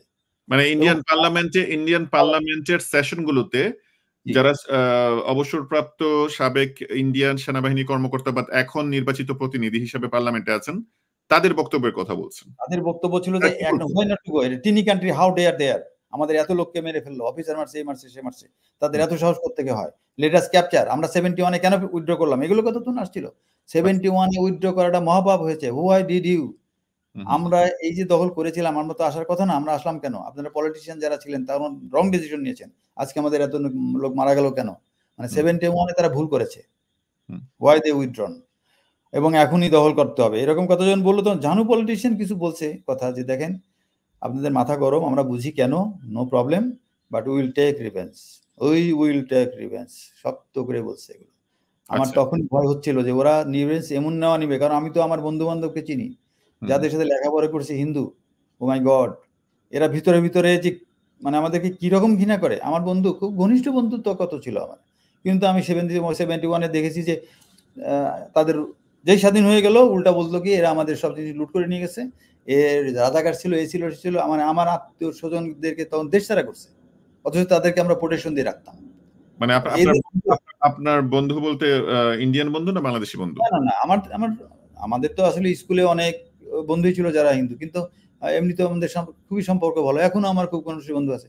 কিন্তু 71-এ যখন স্বাধীন হওয়ার পরে, আমরা 71-এ তাদেরকে শেল্টার দিলাম, স্বাধীনতার পরে বলে যে না, ওরা আমাদেরকে, তারা রাজাকার ছিল, আমাদের সব লুট। আমরা ওই প্রসঙ্গে ফিরে যাই যে ওই যে ইন্ডিয়ান পার্লামেন্টে যে আলাপটা হলো, উই উইল টেক রিভেঞ্জ, আপনি কি বলতে চাচ্ছেন ওই রিভেঞ্জটাই হচ্ছে 2009-এর পিলখানা হত্যাকাণ্ড? এক্স্যাক্টলি, এটা আপনি একজন ওই সময় যারা চাকরিতে ছিল বা একটু বোঝে, স্টাডি করে, তারপর থেকে কি কি হয়েছে সেটার যদি আমরা বলতে যাই, তখন তো ওদের একটাই টার্গেট, আমি আপনাকে প্রথমে বলেছি যে why BDR is so strong, because they are led by army officer. তো ওদের মূল টার্গেটই হলো যে বিডিআর থেকে আর্মি অফিসার কিভাবে সরানো যায়। এই জন্য বিডিআর এর মধ্যে আর্মি অফিসার সম্পর্কে যত রকমের মানে বিভ্রান্তি ছড়ানো যায়, অনেক ইনভেস্ট করেছে তারা। এবং এই যে ঘটনার সময় বা তার কিছুদিন আগে থেকেই অনেক ডিসমিস সোলজার এই পিলখানার আশেপাশে ঘোরাঘুরি করা, পিলখানায় ঢোকা, লোকজনকে ভড়কানো, এগুলো কথা তো আমরা শুনছি, ওই দিনই শুনছি যে এটা অনেকদিন থেকে দেখা যাচ্ছিল। ওরা লিফলেট ছড়ানো, এগুলো কাজ এই সমস্ত ডিসমিস সোলজার। কারণ যে সমস্ত সোলজার কোনো কাজের অন্যায় করার জন্য, স্মাগলিং এর জন্য বা অনৈতিক কাজ করার জন্য চাকরি হারাইছে, আর্মি অফিসারের তার কিছু করার নাই, আইন বলছে তাকে যা করার তাই, এতে কোনো কম্প্রোমাইজ করার কিছু নাই। কিন্তু সেখানে দেখা গেল যে এই জিনিসগুলোই বীরের সাধারণ সৈনিক আসলে সহজভাবে নিতে পারে না, বিকজ সে এইটুকু অনৈতিক কাজ করার জন্যই কিন্তু বিডিআরে ঢোকে। আপনি একজন ইয়াং ছেলে যখন বিডিআর এবং আর্মিতে একই সময় যদি চান্স পায়, তাহলে জিজ্ঞেস করবেন। আমি জিজ্ঞেস করছি, বলে না আমি আর্মিতে যাব না, বিডিআরে গেলে কিছু উপরি পয়সা ইনকাম আছে। তো এই যে সাইকোলজিক্যাল একটা অবস্থা, এই কারণেই তাদের একটা ইয়ে থাকে যে এখানে আসছি কিছু একটা করলে ক্ষতি কি, কিন্তু এটা তো আর্মি অফিসার করতে দেয় না। তো এই সমস্ত কারণেই তো আর্মি অফিসার তাদের কাছে অতটা পপুলার না, বাট মেজরিটি বিডিআর এর কাছে পপুলার। আমি নিজে চাকরি করেছি, আমি জানি, এবং আমার বিশ্বাস যে ঘটনার সময় যদি আমি থাকতাম, আমি ওদের সাথেই থাকতাম, আমি আসতাম না। আমি শিওর আমাকে তারা হাত দিত না। আচ্ছা, তো আপনার কি মনে হয় যে বাংলাদেশের প্রধানমন্ত্রী শেখ হাসিনা বিডিআর হত্যাকাণ্ডের আগে থেকে ইনফরমেশনটা জানতেন যে ইন্ডিয়া এখানে কিছু করতে যাচ্ছে? এটা তো ডেফিনেটলি বলা যায়। এখন তো অনেকে বলছেও, ওই সময় তো আমরা জানতাম। কারণ দেখেন, এই যে একটা ঘটনা, এত বড় ঘটনা, এটা কি পরিকল্পনা ছাড়া হয়েছে? এটা আপনাকেই প্রশ্ন করি। এটা কি পরিকল্পিত ছিল নাকি এমনি হয়ে গেছে? কিন্তু আপনার কেন মনে হয় যে বাংলাদেশের তৎকালীন প্রধানমন্ত্রী, উনি তো বাংলাদেশের প্রধানমন্ত্রী, এবং ওনার সেনাবাহিনী বা ওনার বিডিআর এর উপর হত্যাকাণ্ড হচ্ছে, আপনার কেন মনে হয়? স্পেসিফিকলি কি আমাদেরকে বলবেন যে আপনার কেন মনে হয়েছে শেখ হাসিনা আগে থেকে জানতেন? স্পেসিফিকলি বলতে গেলে তো অনেক জায়গায় 75 এর ঘটনায় যেতে হবে। 75 এর ঘটনা যখন ঘটে, যে কারণেই হোক, উনি তো ছিলেন না জন্য হয়তো বেঁচে গেলেন। তো উনার তো দেশে ফিরেছে যখন 81 সালে, তখন তো উনি স্পষ্ট করে সাংবাদিক সম্মেলনে কথা বলেছেন যে আমি প্রতিশোধ নেওয়ার জন্য দেশে যাচ্ছি। এটা তো আছে, এখনো আছে। বিবিসির সম্ভবত বিবিসির সাংবাদিক সিরাজুল আলমের সাথে উনি এই কথাটি বলেছিলেন। জি, এই যে প্রতিশোধ নেওয়ার জন্য দেশে আসছে, আর এটা তো উনি নিজেই বলেছেন। তারপর কি, ইন্ডিয়া এবং উনার স্বার্থ তো সেম। আমি আর্মি অফিসারের উপর প্রতিশোধ নিতে চাই, আর ইন্ডিয়ার ইন্টারেস্ট হলো আর্মি অফিসার বিডিআর থেকে তাড়াতে হবে। তো দুজনের তো রিকোয়ারমেন্ট সেম। মানে আপনি বলছেন যে শেখ হাসিনার একটা ক্ষোভ আগে থেকে আর্মি অফিসারদের ছিল ৭৫ এর ঘটনার কারণে, আবার ইন্ডিয়ারও একটি কমন শত্রু হয়ে দাঁড়ায় এই ২০০১ এর বাংলাদেশ ইন্ডিয়ার বর্ডার যুদ্ধের কারণে। দুইটারই কমন শত্রু হয়ে গেছে বাংলাদেশ সেনাবাহিনী বা বিডিআর, তাই তো? জি, এবং সেটার জন্যই উনার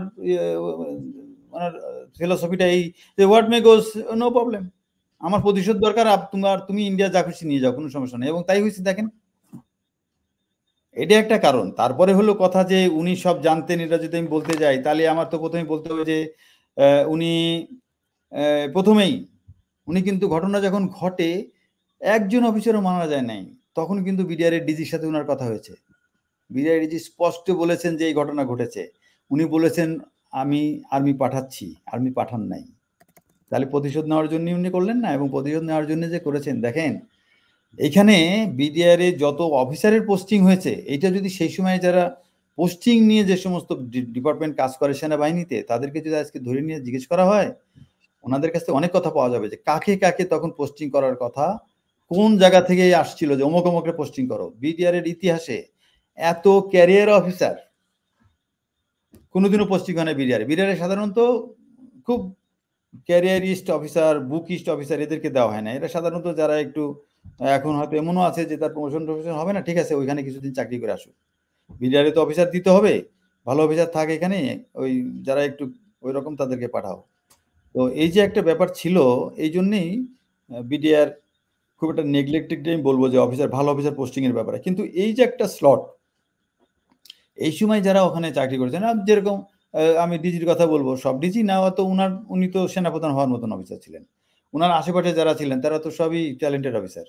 তারপরে যে সমস্ত অফিসারকে খুব মানে ঘটনার কিছুদিন আগে পাঠানো হয়েছে, তাদের তড়ি ঘড়ি করে পাঠানো হয়েছে যে এখনই তুমি যাও। এই গুলজার স্যারকে পাঠানো হয়েছে ওখানে, উনার কাছ থেকে যে টেক ওভার করছে, সে বলে যে তোমার টেক ওভার করার দরকার নাই, ইউ গো। এই যে অফিসার, আমার কোর্সমেট ছিল হাসিনুর রহমান, তাকে পাঠানো হলো, তাকে পাঠানো হলো মানে তাকে দাওয়াত করা হলো একটা পুরস্কার নেওয়ার জন্য, কিন্তু যে কোনো কারণে সে যেতে পারে নাই। এই যে অফিসারদেরকে ডাকা হয়েছিল এবং যারা গিয়েছিল মারা পড়লো, তাদের তো সবাই টার্গেট করা। মানে এই আপনি অফিসারদের বলছেন যে বিডিআর এর যেন ওই সিলেক্টেড সেনা অফিসারদেরকে হত্যা করা যায় সেজন্য তাদেরকে বিভিন্ন জায়গা থেকে জড়ো করা হয়েছে বিডিআর এর পোস্টিং।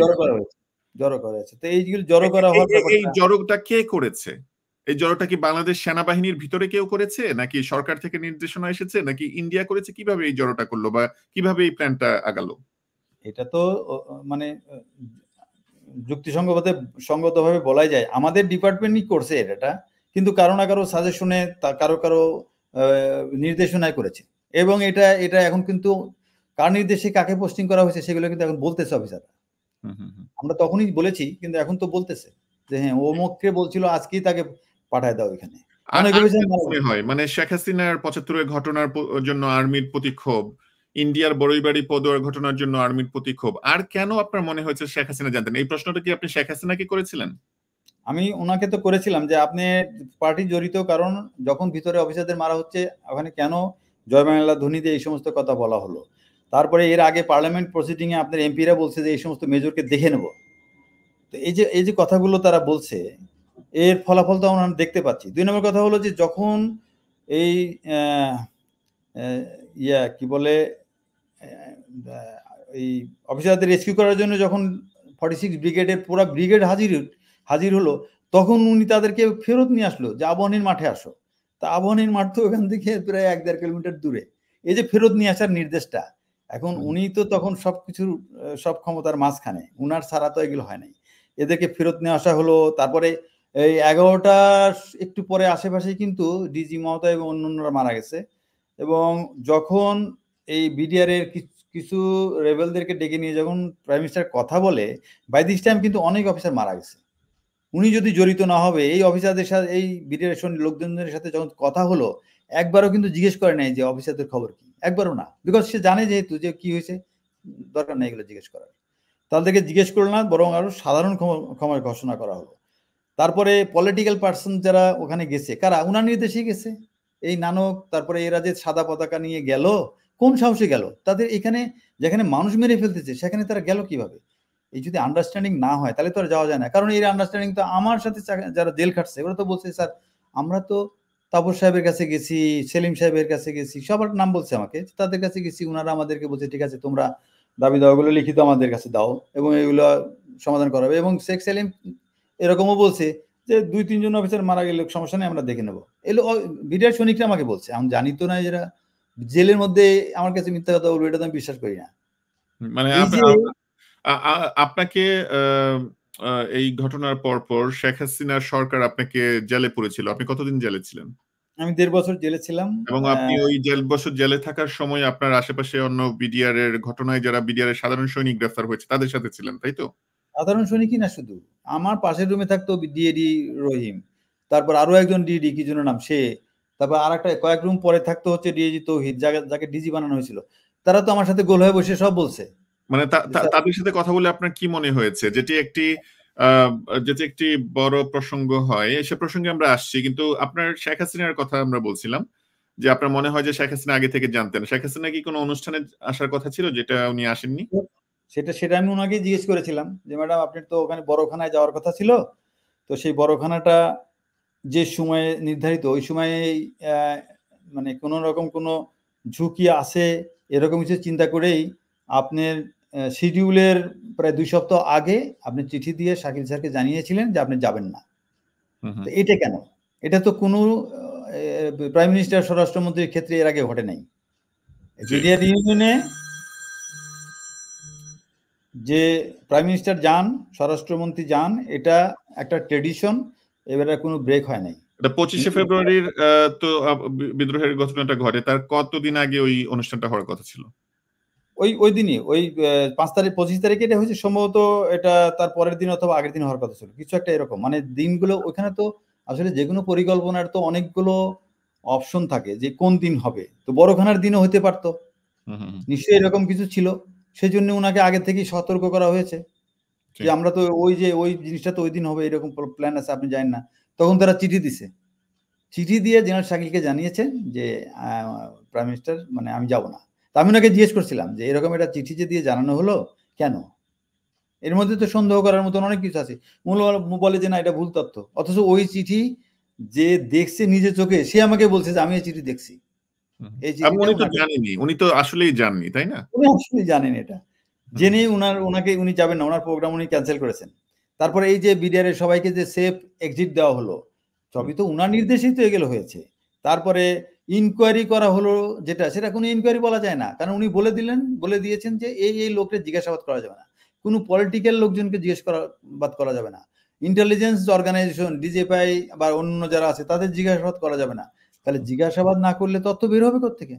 আসলে তো ওই সময় বলে যে তদন্ত একটা হয়েছে, আর্মির তদন্ত মানে খুব ভালো একটা তদন্ত হয়েছে, আর্মির লোকজনই তো এখন বলতেছে যে আমাদের তো কোনো সাক্ষী আসতে দেয় নাই।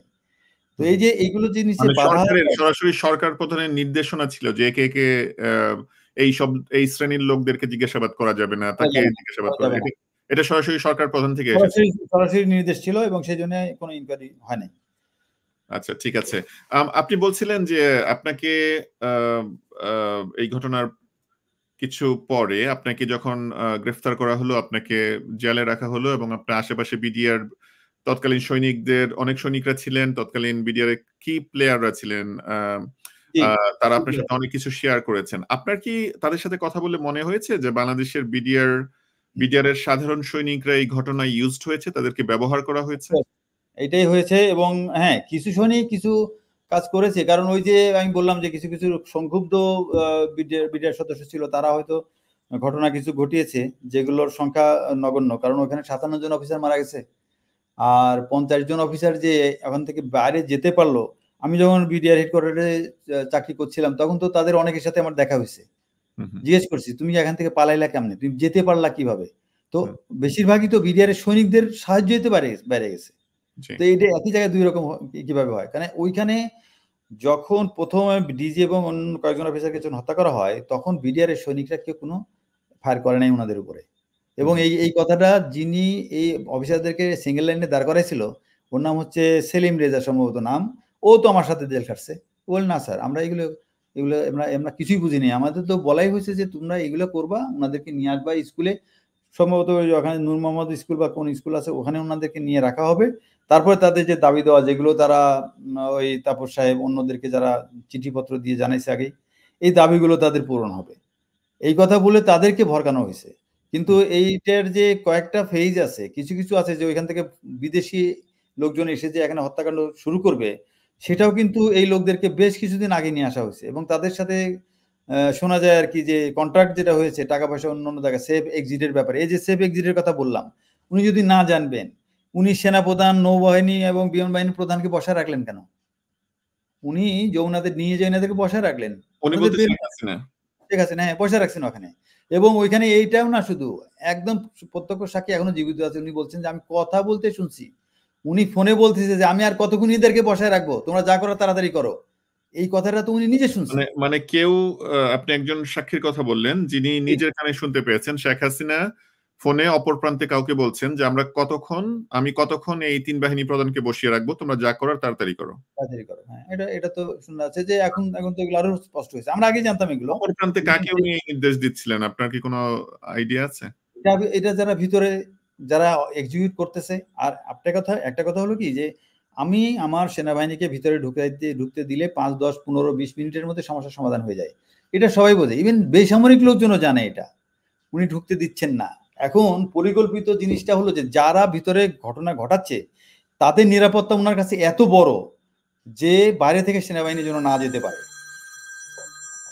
তো এই যে বাইরে থেকে সেনাবাহিনী যাওয়ার ব্যাপারটা যে উনি নিষেধ করলেন, এই নিষেধ করা মানে হলো উনি এক্স্যাক্টলি জানেন ভিতরে কি হচ্ছে, এবং সেই জন্য ভিতরে যারা এগুলো করছে যদি আর্মিকে ঢুকতে দেওয়া হয় তাহলে তারাও মারা পড়বে। এই সমস্ত কারণেই আর্মিকে ভিতরে যেতে দেওয়া হয় নাই।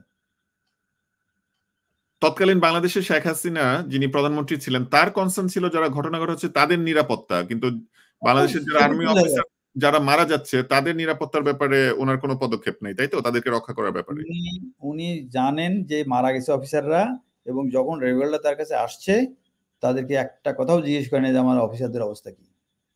জি জি জি এটা তো বোঝা যায় যে উনি এগুলো সব জানতেছেন। এবং এটা তো কোনো এমনও আমরা তখন শুনেছি, এখন কথাটা বের হবে কিনা, যার সম্পর্কে কথা উনি বেঁচে নেয়, জেনারেল শাকিলকে বলা হয়েছিল জেনারেল ইয়ের কাছ থেকে, মইনুল আহমেদের কাছ থেকে, যে এরকম কিছু একটা হতে পারে, যে একটা ফায়ার হবে, ডোন্ট রিয়াক্ট। এবং ওনাকে একটা টোপ দেওয়া হয়েছিল যে you will be made chief of army staff. এগুলো আমরা শুনেছি তখন। মানে ওই তৎকালীন সেনা প্রধান মইনুল আহমেদ তৎকালীন বিডিআর প্রধান মেজর জেনারেল শাকিল আহমেদকে বলছেন যে ধরনের কিছু একটু ফায়ারিং হবে, তুমি এটাতে রিঅ্যাক্ট হতে পারে, ডোন্ট রিয়াক্ট, ডোন্ট রিঅ্যাক্ট, এবং এই ঘটনার পরপর তুমি চিফ অফ আর্মি স্টাফ হবে, একটা প্রলোভন দেখানো হয়েছে। এরকম টোপ দেওয়া হয়েছে, এরকম কথা কিন্তু আমরা শুনেছি তখনও, এখনো এটা বাতাসে আসে। বাট এই জিনিসগুলো প্রমাণ করতে হলে তো শাকিল স্যার জীবিত থাকলে বলতে পারতেন। মইনুল আহমেদ তো একটা বক্তৃতা দিল, দেখেন মইনুল আহমেদ যে বক্তৃতা দিয়েছেন কয়েকদিন আগে, উনি কিন্তু অগ্রযাত্রা সম্পর্কে কিছুই বলেন নাই। ওনাকে যে আমি বের করে দিয়েছিলাম, gate out from here, we don't need a সেনাপ্রধান লাইক ইউ, এই কথা কিন্তু উনি বলেন নাই। ওনাকে যে প্রশ্ন করা হয়েছিল জবাব দেন নাই। ওনাকে যে বলা হয়েছিল যে এখনই আপনি সেনাবাহিনীকে বের করেন, আমরা ধরবো যারা আমাদের ভাইদের হত্যা করেছে, উনি করেন নাই। তো এই যে জিনিসগুলো, হি নোজ এভরিথিং। আর একটা খুব ইন্টারেস্টিং ব্যাপার, মইনুল আহমেদ ওনার ভাই ব্যবসা করেন, সম্ভবত ওনার বড় ভাই, ইমিডিয়েট বড় মনে হবে, আর এক ভাই তো ওই যে ট্রাস্ট ব্যাংকের এমডি বানিয়েছিলেন উনি। ওই বড় ভাই হচ্ছেন বাংলাদেশে অশোক লেল্যান্ডের প্রতিনিধি। এখন দেখেন কোথা দিয়ে কোথায় মেলে। অশোক লেল্যান্ড বাংলাদেশে যে ব্যবসা করে, তার এখানকার যিনি ডিলার, তিনি হচ্ছেন ওনার বড় ভাই। অশোক লেল্যান্ড কি ভারতীয় প্রতিষ্ঠান? ভারতীয় একটা ট্রাক কোম্পানি।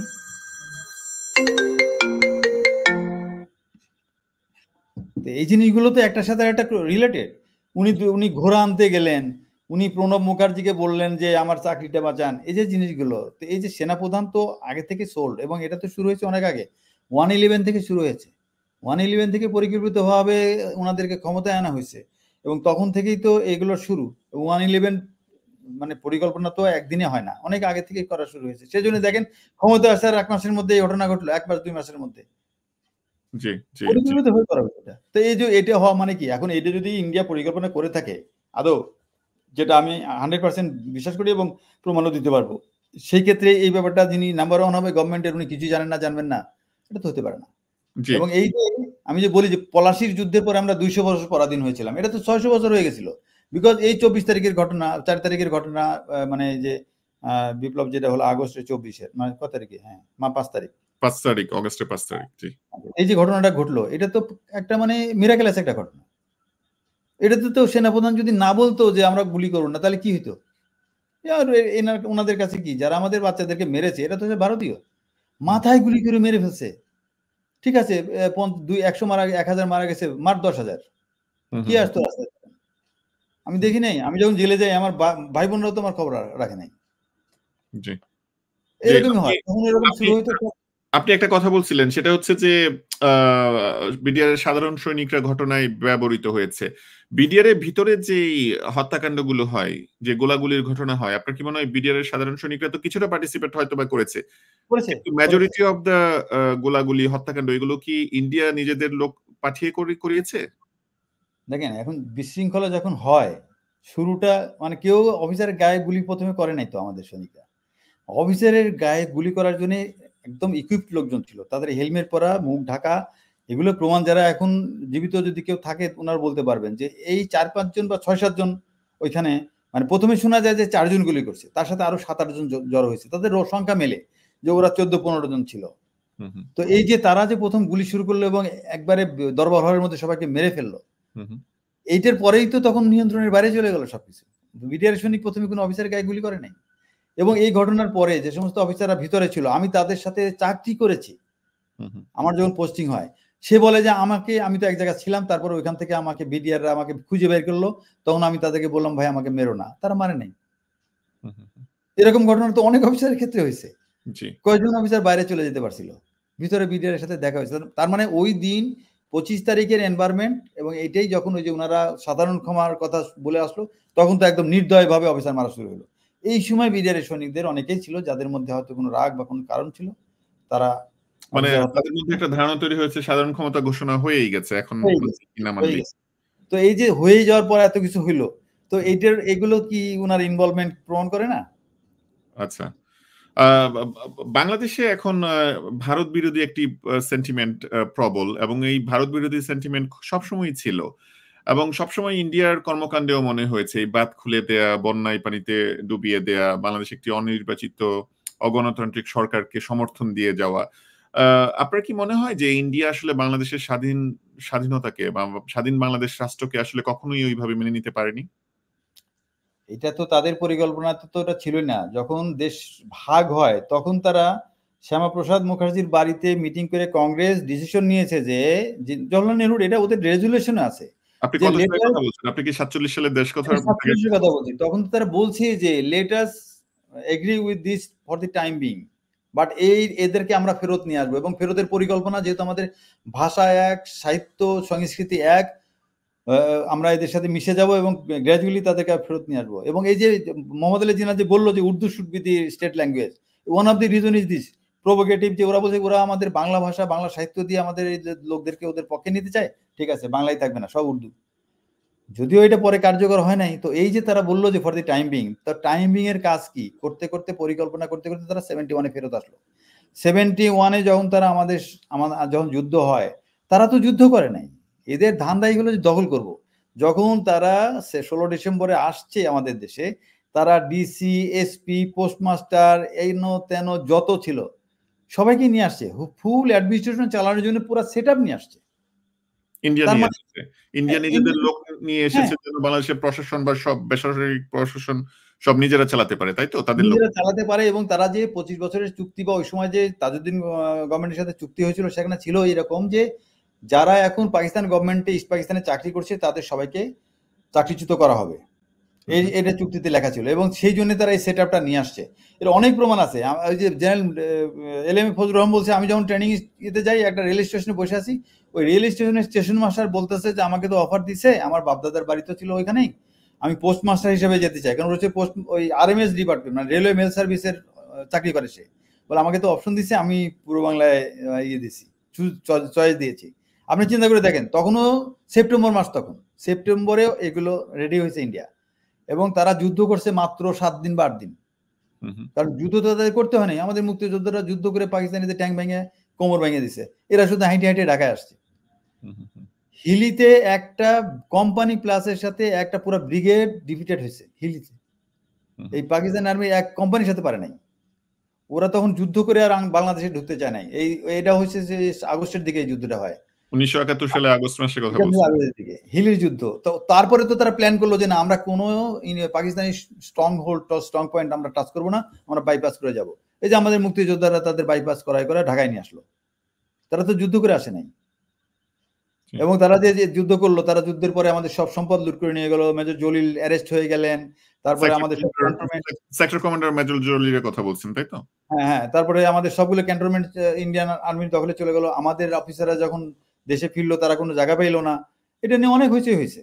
এবং 65-এর যুদ্ধে একটা ট্যাঙ্ক দখল করে নিয়ে এসে আমরা চিটাগং ক্যান্টনমেন্টে রেখেছিল আমাদের সৈনিকরা, ওই ট্যাঙ্ক তারা নিয়ে যাচ্ছে, কারণ ট্যাঙ্কের মধ্যে লেখা আছে যে আমার নাম বৈজন্তী, আমাকে ধরে নিয়ে আসছে 65 সালে বেঙ্গল রেজিমেন্টের সৈনিকরা। তো ওরা তো এই অপমান সহ্য করতে পারে না, তখন এই আমাদের যারা বেঙ্গল রেজিমেন্টের সৈনিকরা ইন্ডিয়ান সাথে যুদ্ধ করছে তখন।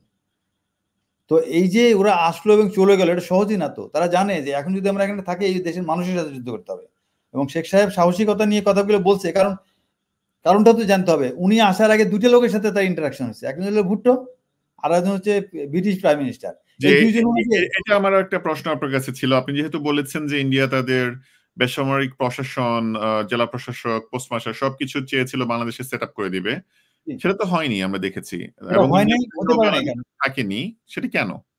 শোনেন, হয় নাই বলবো না, যশোরের রাস্তায় ট্রাফিক পুলিশের ডিউটি ইন্ডিয়ান পুলিশকে করতে দেখা গেছে, চেষ্টা করেছে, কিন্তু তারা বুঝছে যে এখানে পারা যাবে না, আর এখন সবার কাছে অস্ত্র। আর বাই দিস টাইম তো শেখ সাহেব ঢোকার সময় তো উনি বলে ফেললেন যে আপনি কবে উইথড্রন করবেন, এই যে বললো। এবং এটা বলার কারণই তো যে ভুট্টো এবং পাকিস্তানের ব্রিটিশ প্রাইম মিনিস্টার, এই দুইটা ব্যক্তি ওনাকে প্রভাবিত করেছেন। আর উনিও যথেষ্ট ন্যাশনালিস্টিক মানুষ, উনিও বলছেন যে ম্যাডাম কবে আপনি সৈন্য প্রত্যাহার করবেন। মানে একটু আমাদেরকে একটু গুছিয়ে বলুন আর কি, মানে উনি ম্যাডাম বলতে কাকে বলেছেন? ম্যাডাম মানে ইন্দিরা গান্ধীকে। যখন উনি 16 তারিখে তো স্বাধীন হয়ে গেল দেশ, তো তারপরেই 10 তারিখে শেখ সাহেব আসলেন বাংলাদেশে। বাট উনি সম্ভবত 6 বা 7 তারিখে পাকিস্তান থেকে ইংল্যান্ড গেছেন। তো যাওয়ার আগে ভুট্টোর সাথে ওনার অনেকগুলো সিটিং হয়েছে। তো সেখানে কিন্তু কনফেডারেশন অন্য অনেক আলোচনা, এগুলো কিন্তু অনেক আর্টিকেলে পাওয়া যাবে, এখনো খোঁজেন, আমি কিন্তু এগুলো পড়ছি। ভুট্টো ওনাকে বুঝাইছে যে তুমি যে যাচ্ছ, ইফ ইন্ডিয়ান রিমেইন দেয়ার, তোমার কিন্তু স্টেটহুড বলতে কিছু থাকবে না, আর তখন কিন্তু আমারও বক্তব্য থাকবে এবং আবার একটা যুদ্ধ লেগে যাবে। তো তোমার প্রথম কাজ, তুমি যদি বাংলাদেশের প্রধানমন্ত্রী হও, তোমার প্রথম কাজে ইন্ডিয়ান আর্মি সরানো। এবং সে যেহেতু দেখছে যে এটা শেখ সাহেব ভুট্টোর কথা নাও শুনতে পারে, তখন উনি সরাসরি একটা রাষ্ট্রীয় বিমান নিয়ে সরাসরি ওনাকে ব্রিটেন পাঠাইছে। এগুলো সব ইতিহাস, তো সবাই তো জানে, আমি তো আর বানানোর কথা বলছি না। ব্রিটেনে পাঠাইছে, ব্রিটেনের প্রাইম মিনিস্টারকে উনি বলে দিয়েছেন যে আপনি উনাকে এটা বুঝায়েন, নাহলে কিন্তু আবার ঝামেলা হবে, আমি কিন্তু ছাড়বো না। এই যে এইগুলোতে উনি তখন ফুললি ব্রিফ, উনাকে তো অন্য কেউ তখনও কান পড়া দিতে পারে নাই। উনি ওই অবস্থায় ফ্রেশ দিল্লিতে এসে উনি কিন্তু একদম ভরা একটা সবার মধ্যে বলে বসছে, ম্যাডাম কবে আপনি সৈন্য সরাবেন। এগুলো তো ইতিহাস এবং এগুলো পাওয়া যায়, এগুলো প্রমাণ আছে যে উনি করেছেন, এটা ঠিক, উনি বলেছেন, কিন্তু ওনাকে তো ইন্ডিয়ানরা তো এই বুদ্ধিটা দেয় নাই যে আপনি এটা বলেন। তাহলে বুদ্ধিটা দিল কে, বা উনি জানলেন কেমনে? উনি তো বাংলাদেশে যা ঘটছে কিছুই জানেন না। জি, জি। ইন্ডিয়ান ইন্ডিয়ান দেশে একটি কথা প্রচলিত আছে, সেটি হচ্ছে যে অনেকেই পপুলার বিলিভার কি অনেকেই বিশ্বাস করেন যে বাংলাদেশে গত 16 বছরে ইন্ডিয়া সরাসরি অনেক কিছু নিয়ন্ত্রণ করেছে। ইন্ডিয়ার যারা অপারেটিভ আছে, বিশেষ করে তাদের গোয়েন্দা সংস্থা, এর ব্যক্তিরা কি পজিশনে বাংলাদেশে আছে, বাংলাদেশকে প্রোফাইলিং করছে, মনিটর করছে, অনেক ডিসিশন মেকিং করছে। সেনাবাহিনীর একজন সাবেক কর্মকর্তা হিসেবে আপনি কি মনে করেন? আপনি কি কোনো কিছু প্রত্যক্ষ করেছেন এরকম, বা আপনার কি কোনো আইডিয়া আছে কোথায় আছে, কিভাবে আছে?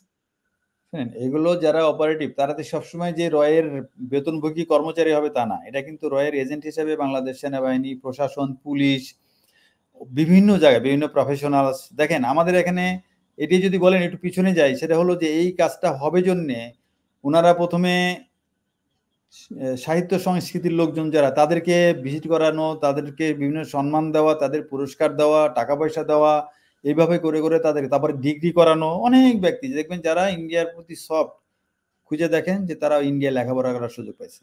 তো এই যে ওনারা এগুলো করছে, বিজনেসম্যান, আর্মি অফিসার, এবং এখানে উনারা আর একটা হানি ট্র্যাপ নামে একটা কথা আছে, আমি আমার নিজের কোর্সমেটের খবর জানি। তাকে গেছে একটা জাস্ট একটা সেমিনারে গেছে, তাকে একটু কাবু করতে হবে, সে একটু ভারত বিরোধী, তার একটা সেমিনারে রাখছে, একদিনের সেমিনার, কিন্তু যা ওখানে 10-12 দিন ছিল। 10-12 দিন সে কি করছে আমাকে বলছে, এবং এই জিনিসগুলো আমি শিওর এগুলো রেকর্ড করা, একদম ভিডিও করে রাখছে। তো এই অফিসার কি আর কথা বলতে পারবে? মানে আপনি বলতে চাচ্ছেন বাংলাদেশ সেনাবাহিনীর একজন অফিসার যে ভারত বিরোধী, তাকে ভারতে একটি সেমিনারে অংশগ্রহণ করার জন্য ডেকেছিল, তার একদিন থাকার কথা, 10-12 দিন থেকেছে, এবং আপনি বলতে চাচ্ছেন ওই অফিসার আপনাকে পরবর্তীতে বলেছে যে সে হানি ট্র্যাপের শিকার হয়েছে, তাই তো? অফকোর্স, সে তার একটা ইয়াং গার্লস তাকে দেওয়া হয়েছিল, সে তার সাথে সবসময় থাকতো, বিভিন্ন জায়গায় ঘুরতে টুরতে নিয়ে যেত। একটা লেকচার দেওয়ার জন্য ওনার এতদিন তো লাগার কথা না, ওনাকে বিভিন্ন জায়গায় ঘুরানো, বেড়ানো, বিভিন্ন জায়গায় রাখা, বিভিন্ন রিসোর্ট। আর রিসোর্ট মানেই তো কি জিনিস আমরা জানি। তো ও তো নিজেই আমাকে বলছে যে এই ঘটনা ঘটছিল, এবং যে ঘটছে এগুলো তো সবই আবার ভিডিও করা ছিল, এবং অনেকেরই আছে, শোনা যায় যে বাংলাদেশের মন্ত্রী, মিনিস্টার, প্রেসিডেন্ট সবারই এগুলো আছে। তো এই যে কিভাবে একটা মানুষকে এনস্লেভ করা হয়, এগুলো তো আমিও গোয়েন্দা চাকরি করেছি, আমিও জানি।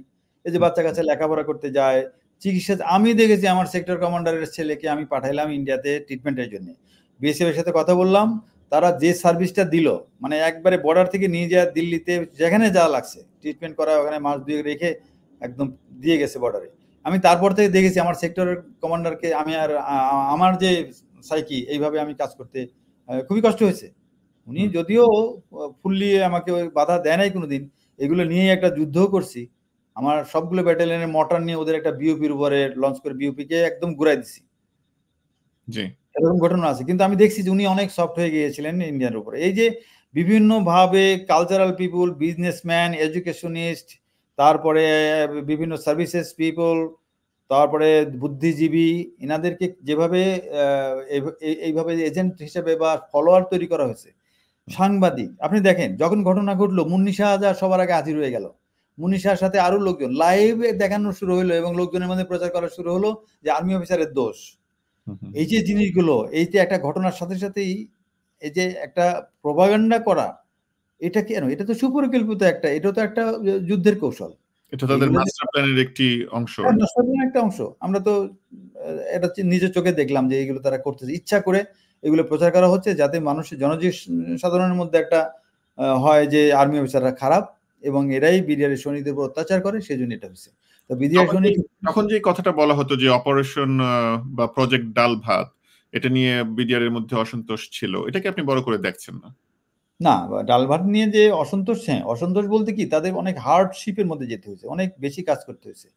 ওরা ডিউটি করবে, ওদের যেখানে বর্ডার আছে, যে কোনো জায়গায় ডিউটি করছে, কষ্ট করছে, কোনো সমস্যা নেই। হাটে বাজারে যে বসে মানুষকে এই সমস্ত জিনিস ডিস্ট্রিবিউট করা কিন্তু খুব কঠিন কাজ। তারপরে কথা হলো যে আপনি 1 মণ জিনিস কিনলেন, 40টা ভাগ করে যদি বিক্রি করতে যান, আপনি কিন্তু 40 কেজি পাবেন না। তো এটা কিন্তু আবার জেনারা ওনাকে বুঝাই দিয়েছে, সে কিন্তু বলবে তুমি 40 কেজির দাম দাও। তো এরকম তো অনেক টানাপোড়েন ঘটনা ঘটছে, যে জিনিসগুলো তো আসলে কোন দিকে যাবেন, যে কিনতেছে সে বিক্রি করে তো আবার গভর্নমেন্টের ঘরে টাকা দিতে হবে। এগুলো নিয়ে তো অসন্তোষ ছিল, কিন্তু অসন্তোষ তো এরকম ছিল না। তো এই অসন্তোষ যেটা ছিল সেটার মিনিমাইজ করা হয়েছে। যারা এগুলো করছে এক্সট্রা কাজ, তাদেরকে পেমেন্ট দেওয়া হয়েছে, যারা করে নাই ইভেন তাদেরকেও দেওয়া হয়েছে।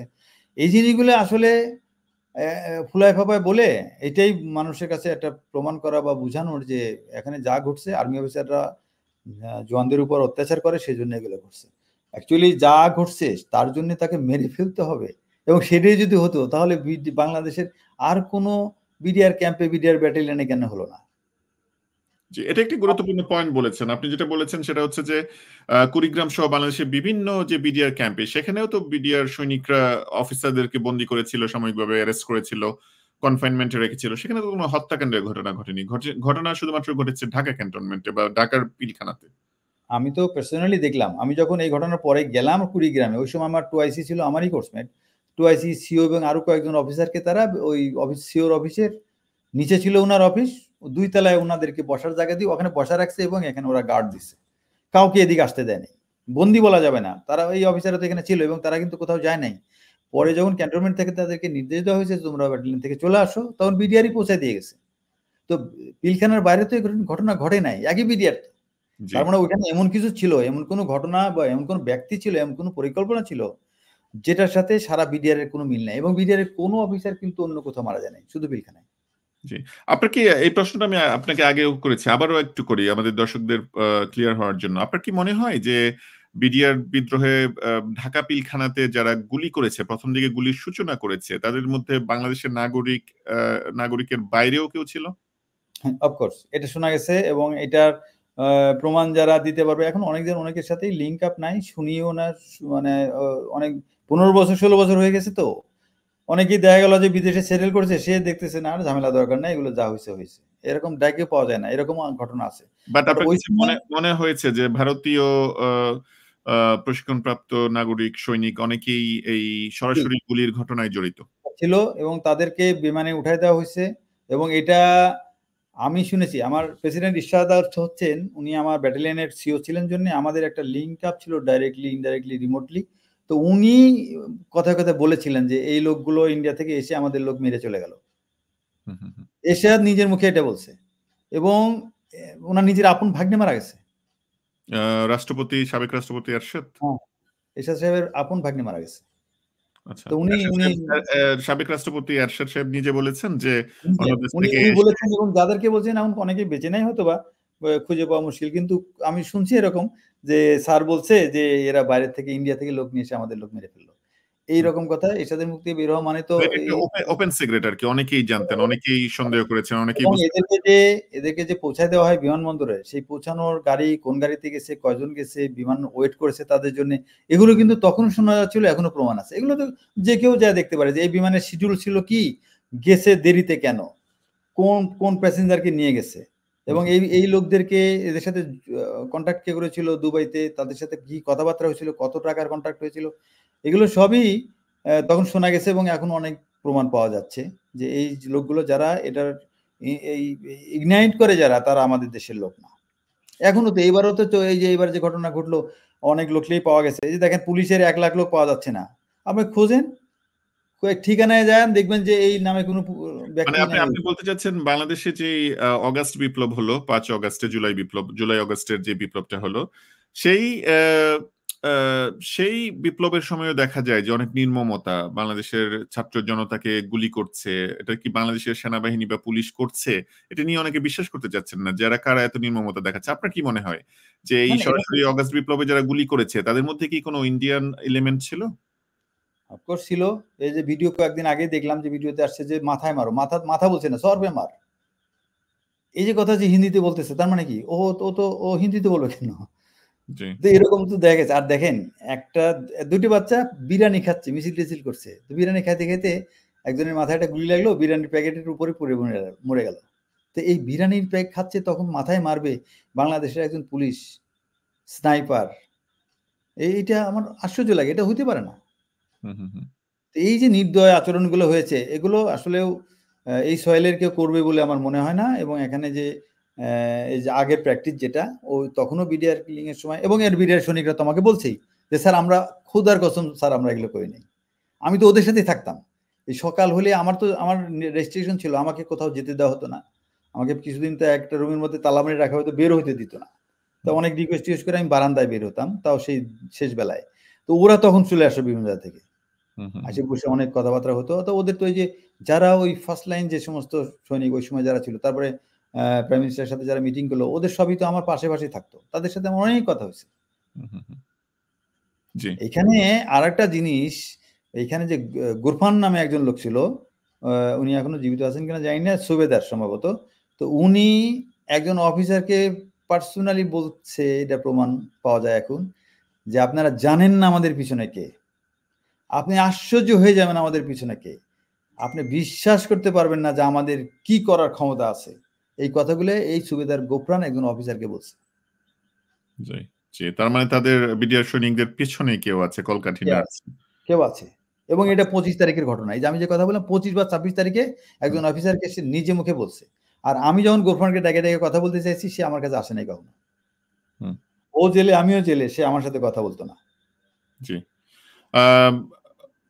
আওয়ামী লীগের বিগত সরকার তো এই বিদ্রোহের কোনো সুষ্ঠু তদন্ত করতে দেয়নি, কোনো রিপোর্ট সেভাবে প্রকাশ করেনি, এটাকে পুরো ধামাচাপা দিতে চেয়েছে। আপনি কি এখন আশাবাদী যে জুলাই আগস্টের প্রেক্ষাপট পরিবর্তনে বাংলাদেশের যে নতুন বিপ্লবোত্তক সরকার আছে, তারা এই ঘটনার সুষ্ঠু তদন্ত করবে বা করা কি সম্ভব এখনো যদি কেউ উদ্যোগ নেই?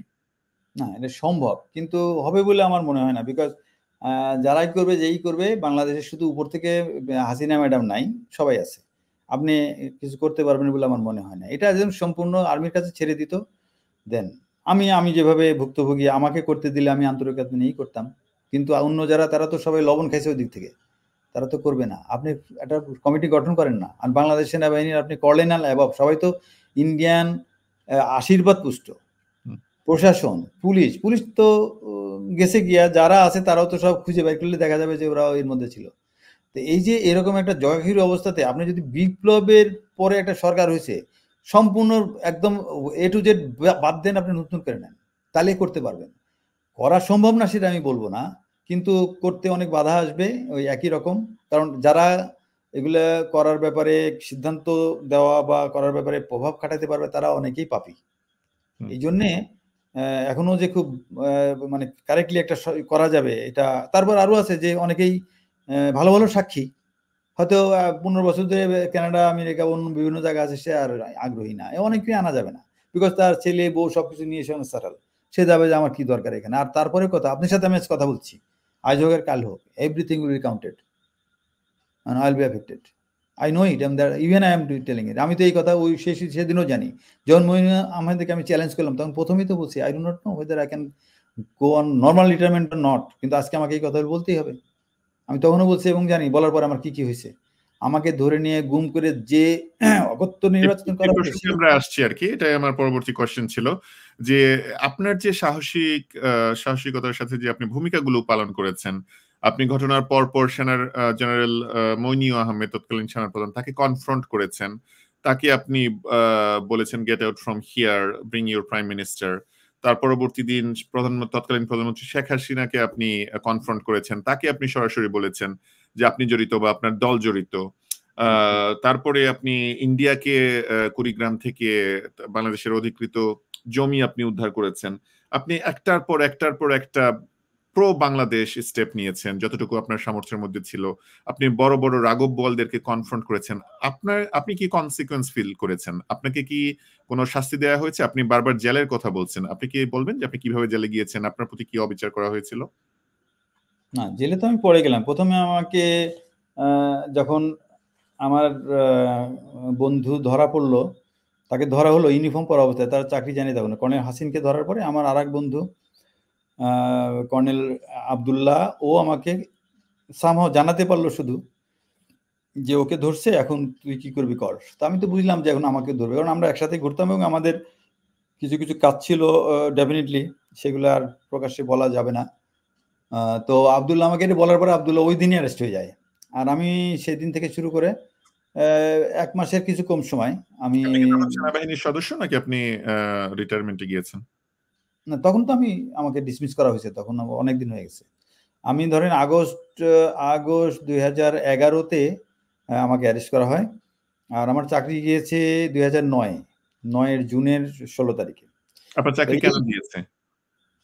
চাকরি গিয়েছে আমি এগুলো তো আর কিছু না, যে কোনো অফিসারকে তো আর্মি চাইলে যাকে তাকে চাকরি থেকে বের করে দিতে পারে, আমাকে তাই বলছে। মানে আপনার কি মনে হয় যে আপনার এই ভূমিকার কারণে বিডিআর বিদ্রোহের পর যে আপনার শক্ত অবস্থান এর সঠিক এটার কারণে আপনাকে বাংলাদেশ সেনাবাহিনী থেকে বরখাস্ত করা হয়েছে? এটার কারণে আমাকে বরখাস্ত করা হয়েছে।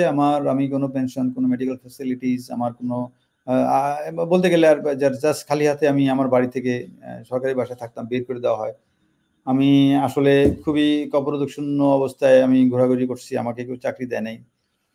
তারপরে আপনাকে চাকরি থেকে বরখাস্ত করা হলো 2009। 2011-তে আপনি অ্যারেস্ট হয়েছেন বললেন, তাই তো? আচ্ছা, 2011 তারপরে কি আপনাকে 2011-তে অ্যারেস্ট করে আপনাকে গুম করা হলো বা জেলে নেওয়া হলো? কি হলো আপনার অ্যারেস্টের পরে, কি হলো আপনি কি একটু বলবেন? পরে আমাকে গুম করা হয় এবং আমাকে ধরে নিয়ে হাত পা চোখ হাত সব বাঁধা অবস্থায় আমি 6 দিন বলা যায় আর কি, আমি কনফাইন্ড ছিলাম এবং ওই সময় আমার উপর অকথ্য নির্যাতন করা হয়েছে এবং সেগুলো আসলে আর্মি অফিসার না হলে হয়তো মারাই যেতাম। তো আপনাকে কে গুম করেছে? কোন এজেন্সি গুম করেছে?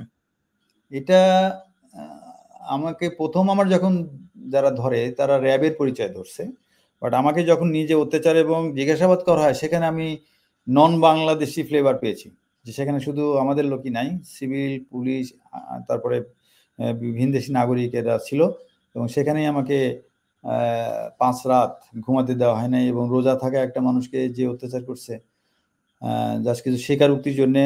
তারপরে আমি যখন এগুলো রাজি হইনি তখন সাদা কাগজে সই করতে বলছে, then they have taken me for crossfire. তো ওইখানে আমি যাইতে পথে আমাকে যখন বলছে যে এখনো সময় আছে, তখন আমি বলছি যে দেখেন, আমাকে যদি এইভাবে মোরা আল্লাহ লিখে থাকে, আপনি বলেন না বলেন, আপনার হাতে লেখা থাকলে আপনার হাতেই হবে, আর যদি না লেখা থাকে আপনার সবাই ইচ্ছা করলেও পারবেন না। আই হ্যাভ দ্যাট বিলিভ এবং আমি আপনাদের কোঅপারেট করব, কারণ এটি আল্লাহর লেখা এবং আমার মৃত্যুই আমার কিন্তু জাহান্নাম জান্নাতের ফয়সালা হবে। I am very much confident. আমাকে অন্যায় করা হচ্ছে, জুলুম করা হচ্ছে এবং আমাকে বিনা অপরাধে মারা হবে, এটা আমার জন্য খুবই খুশির সংবাদ। I will cooperate you, tell me what to do. তখন ওইখানে সৈনিকরা পরে আমাকে আর ফেরত নিয়ে এসে বলছে, স্যার আপনি বেঁচে গেছেন শুধু আপনার কথার জন্য।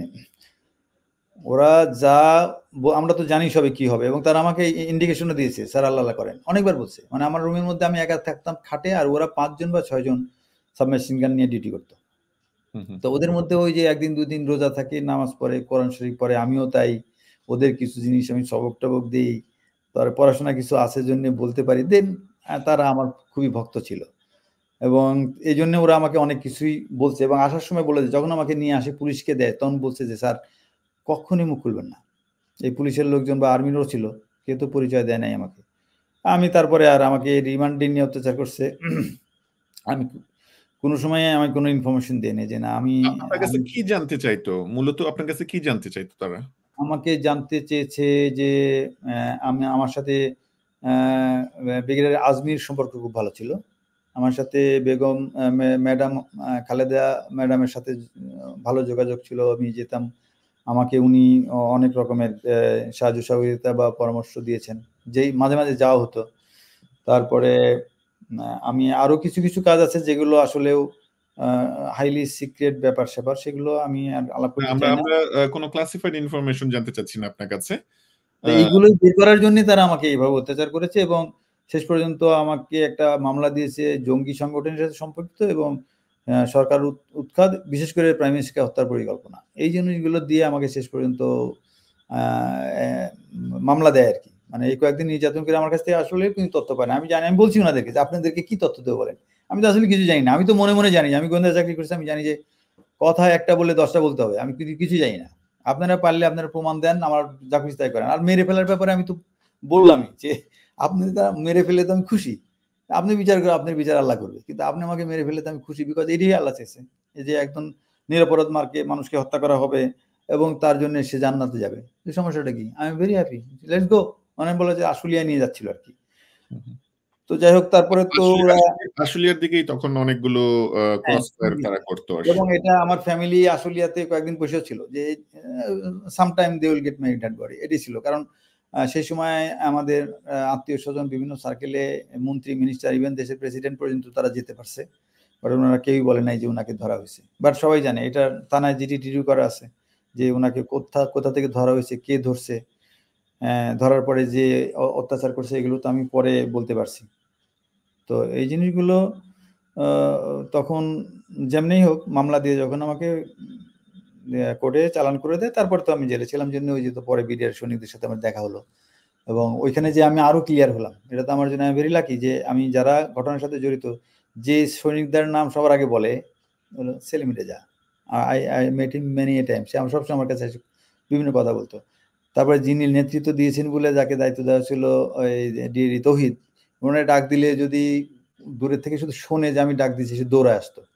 তো এই সমস্ত লোক তো সবই বলছে আমাকে যে আসলে স্যার আমাদের কিন্তু এরকম কিছু ছিল না, আমরা ওনাদের কাছে গেছি যে সরকারি নতুন ওরা আসবেন বা আসতেছেন বা আসবে, ওনারা আমাদের এই দায়ী এগুলো করুক, এই সমস্যাগুলো যেগুলো আমাদের বিডিআরের সোলজাররা বলে এটা সমাধান হলে ভালো হয়, এইভাবেই আমরা গেছি। কিন্তু ওনারা যে ঘটনা ঘটছে এটার সাথে আসলে আমাদের কোনো সম্পর্ক নেই।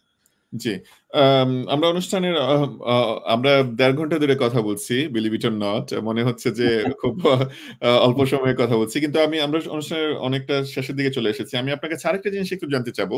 সেটা হচ্ছে আপনারা তো আর্মি অফিসার হিসাবে ইন্ডিয়াতে অনেক ট্রেনিং করেন। যেহেতু ইন্ডিয়া নেইবারিং কান্ট্রি, তাদের সাথে অনেক রকম কোঅপারেশন থাকে। একটি কথা শোনা যায় যে ইন্ডিয়ার প্রভাবে গত ১৬ বছরে আওয়ামী লীগ শাসনামলে বাংলাদেশের আর্মির যে ট্রেনিং, সেটার নর্থ স্টার চেঞ্জ হয়ে গেছে। বাংলাদেশের আর্মির যে ট্রেনিং, যেই ভোকাবুলারি, যেই শত্রু জ্ঞান করা, এগুলো অনেক চেঞ্জ হয়ে গেছে। আপনার কি কোনো অভিমত আছে যে বাংলাদেশ আর্মির ট্রেনিং এ কোনো চেঞ্জ হয়েছে? সেটা কি প্রো ইন্ডিয়ান চেঞ্জ? আপনি কি আমাদেরকে কিছু বলতে পারেন সে ব্যাপারে? এটা তো ডকুমেন্টারি সব। আমাদের একটা পাঠ্য বই ছিল যেটার নাম ছিল উল প্ল্যান ট্যাকটিক্স, মানে এই ভাল্লুক দেশের রণকৌশল। এটা ইংরেজি একটা বই, অফিসাররা পড়তো। সেই বইটা মানে হলো ইন্ডিয়ার রণকৌশল সম্পর্কে, তাদের ওয়েপন সিস্টেম, এগুলো আমরা পড়তাম এবং আমরা জানতাম এটা হলো আমাদের শত্রু। এবং আমাদের যখন মিলিটারি ট্রেনিং শুরু হয় বাংলাদেশ মিলিটারি একাডেমিতে, তখন থেকেই যেভাবে আমাদের যা পাম্পলেট, রাইট আপ, যত কিছু আছে সবকিছু ইন্ডিয়া শত্রু হিসাবে ধরে এটা করা হতো। এবং আমরা যখন সৈনিকদেরকে নিয়ে এক্সারসাইজ করতাম, তখন আমরা কিন্তু ন্যারেটিভটা তৈরি করতাম এরকমই যে দুইটা দেশ, একটা হলো গ্রিনল্যান্ড আর একটা হচ্ছে উলফল্যান্ড। তো উলফল্যান্ড গ্রিনল্যান্ডের মধ্যে সীমানা হচ্ছে বর্তমানে যে সীমানা ইন্ডিয়া এবং বাংলাদেশের। আপনি এখন বলেন যে আমি একটা ন্যারেটিভ নিয়ে যুদ্ধে নামতেছি, আমি অনুশীলন করছি, যেখানে আমি বলতেছি যে বর্তমান যে সীমানা সেটি হলো এই দুই দেশের সীমানা, তাদের মধ্যে যত বিরোধ সেটা হলো কি, একটা তেল খনি পাওয়া গেছে, ও বলে যে এটা আমার। তারপরে একটা নদী যাওয়ার কথা যেদিক দিয়ে, অন্য দিক দিয়ে দিয়ে বাংলাদেশের মানে গ্রিনল্যান্ডের জমি ভেঙে ফেলতেছে, তার প্রাকৃতিক সম্পদ জোর করে দখল করতেছে। আমরা যখন যুদ্ধ করতাম তখন কিন্তু সবসময় আমাদের যেটা আন্তর্জাতিক যে বর্তমান সীমানা দুই দেশের, সেটাকে সীমানা ধরে আমরা যুদ্ধ করতাম। এবং যখন এই যুদ্ধের যত রকম চর্চা হতো, তখন তাদেরকে সবসময় শত্রু হিসাবেই করা হতো। কিন্তু এনারা কমপ্লেন করলো যে না, এটা আমরা তোমাদের শত্রু না, তোমরা এটা করতে পারবা না। তখন একদম একদম কাল্পনিক একটা রেখা দিয়ে বলা হতো যে এটা দুটো দেশ, দুটো সীমানা, এরা দুটো দেশ। মানে আপনি বলতে চাচ্ছেন এতদিন পর্যন্ত এই এই 111 এর আগ পর্যন্ত বাংলাদেশের সেনাবাহিনী ট্রেনিংটাই হতো উলফ্লো ল্যান্ড ট্যাকটিক, যেখানে ইন্ডিয়াকে শত্রু জ্ঞান করে যুদ্ধের প্রশিক্ষণগুলো করা হতো, শীতকালীন মহড়া সহ সবগুলো। কিন্তু আপনি বলতে চাচ্ছেন এই ঘটনার পরে ঠিক কত সালের দিকে এই চেঞ্জটা হয়? এটা খুব একটা সময় লাগে না, বিকজ তারা তো এগুলোর প্রক্রিয়া শুরু করেছে অনেক আগে। যেমন আমাদের কমান্ডো ট্রেনিং হয়, আমরা মেইনলি কমান্ডো ট্রেনিং এর ডকুমেন্টস পাম্পলেট যেগুলো ফলো করছি সেটা ইন্দোনেশিয়া থেকে, মানে আমেরিকান ওই ইয়ের থেকে। তো ওরা তো আমাদের সম্পূর্ণ ডকুমেন্ট নিয়ে গেছে, এবং ইভেন তারা বলছে তোমাদের কমান্ডো ব্যাটালিয়ন দরকার কি। আমাদের কমান্ডো ব্যাটালিয়ন পারলে তারা ইন্ডিয়া বলেছে যে বাংলাদেশের সেনাবাহিনী কমান্ডো ব্যাটালিয়নের কি দরকার। আমাদের কমান্ডো তাদের থেকে অনেক অনেক গুণে শ্রেষ্ঠ। আমাদের কমান্ডো, আমাদের প্যারা জাম্পার, আমাদের যারা প্যারা কমান্ডো যারা, তারা ওদের থেকে অনেক ভালো। তো কেন তারা ভালো? এই জন্য তারা কি করেছে, আমাদের সম্পূর্ণ ট্রেনিং ম্যানুয়াল আমাদের এক চাকমা অফিসারকে তাদের এজেন্ট বানায় তার মাধ্যমে সব নিয়ে গেছে। আচ্ছা আচ্ছা আচ্ছা। ওই অফিসার এখন এই যে ইন্ডিয়াকে শত্রু জ্ঞান করে বাংলাদেশ সেনাবাহিনীর যে ট্রেনিং গুলো সেগুলো আর করা যাচ্ছে না, এখন একটা কাল্পনিক সীমারেখা কে টার্গেট করা হচ্ছে এবং ইন্ডিয়াকে শত্রুই জ্ঞান করা যাচ্ছে না, বলাই যাবে না, শত্রু বলাই যাবে না, তাই তো? তো তাহলে এটা বাংলাদেশ সেনাবাহিনীতে যদি এই প্রশিক্ষণ বা এই মতধারার প্রশিক্ষণ প্রচলিত থাকে, বাংলাদেশ সেনাবাহিনী তো শক্তিশালী কখনো হবে না। না, শক্তিশালী বাংলাদেশ সেনাবাহিনী শক্তিশালী হোক এটা তো কেউ চায় না, মানে ভারত চাবে না কখনোই। আপনি যখনই এগুলো প্রশ্ন করেন, আপনাকে আসলে বুঝতে হবে যে আমাকে ইন্ডিয়া সম্পর্কে চিন্তা করতে হলে আমাকে প্রথমে চিন্তা করতে হবে আমি India, let me put on his shoe, তাহলে কিন্তু আমিও বুঝবো না এর মধ্যে কেন। আমাকে একজন জেনারেল ফ্রিডম ফাইটার উনি আমাকে বললো, মতিউর রহমান ওনার নাম, মারা গেছেন, উনি আমাকে বলতেছে যে আমি তো ইন্ডিয়ায় গেছি, পাকিস্তানে গেছি, ইন্ডিয়ান লোকজনকে যখন ওরা দেখি যে এই যে বললাম না যে ইন্ডিয়ান ম্যাপ, ওদের বাচ্চারা যখন ওদের ম্যাপ আঁকে তারা সাইকোলজিক্যালি সিক হয়ে যায় যে এটা কি ঝামেলায় পড়লাম যে বাংলাদেশের ম্যাপ আঁকাতেই হয়, এটা কেন উঠাই দেওয়া যায় না? এটা তো তারা জন্ম থেকে শিখে আসে যে এই ম্যাপ সরাও, এই ম্যাপ দরকার নেই, এটা আমাদের দেশ। তাদের নেতারা তো প্রকাশ্যে বলে যে আমরা ইন্ডিয়া, গ্রেটার ইন্ডিয়া করো। তারা তাদের পার্লামেন্টের সামনে যে ম্যাপ দিয়েছে এই দেশের, সেই ম্যাপের মধ্যে বাংলাদেশ বলতে কোনো দেশ নাই। আমরা কোনো প্রতিবাদও করিনি, করার ক্ষমতা নাই তো, কারণ যেটা প্রতিবাদ করবে তাদের তো আগে থেকে হয় বলছে তোকে মেরে ফেলবো, অথবা তুই হইতে একটা সিপাহী অথবা মেজরের উপর হইতে পারতি, তোরে আমি জেনারেল বানিয়েছি, এই তো করছে। তারপরে তো গেল আপনার আমাদের অফিসারদের মধ্যে অনেকেই, আমার বন্ধু বান্ধবের মধ্যে আমি শেয়ার করছি, সেটা আমাকে বলছে এরকম যে ওদের অফিসারদের মধ্যে যখন একটা মোটামুটি একটা ভালো সম্পর্ক হলেই একটা প্রশ্ন প্রায় করতো, সেটা হলো আচ্ছা তোমরা এরকম কেন? এই ইন্ডিয়ার প্রতি তোমাদের শিল্পী সাহিত্যিক এই সেই আমলা যত আছে সবাই আমাদের প্রতি সফট, আর্মি অফিসাররা তোমাদের আমাদেরকে পছন্দ করো না কেন?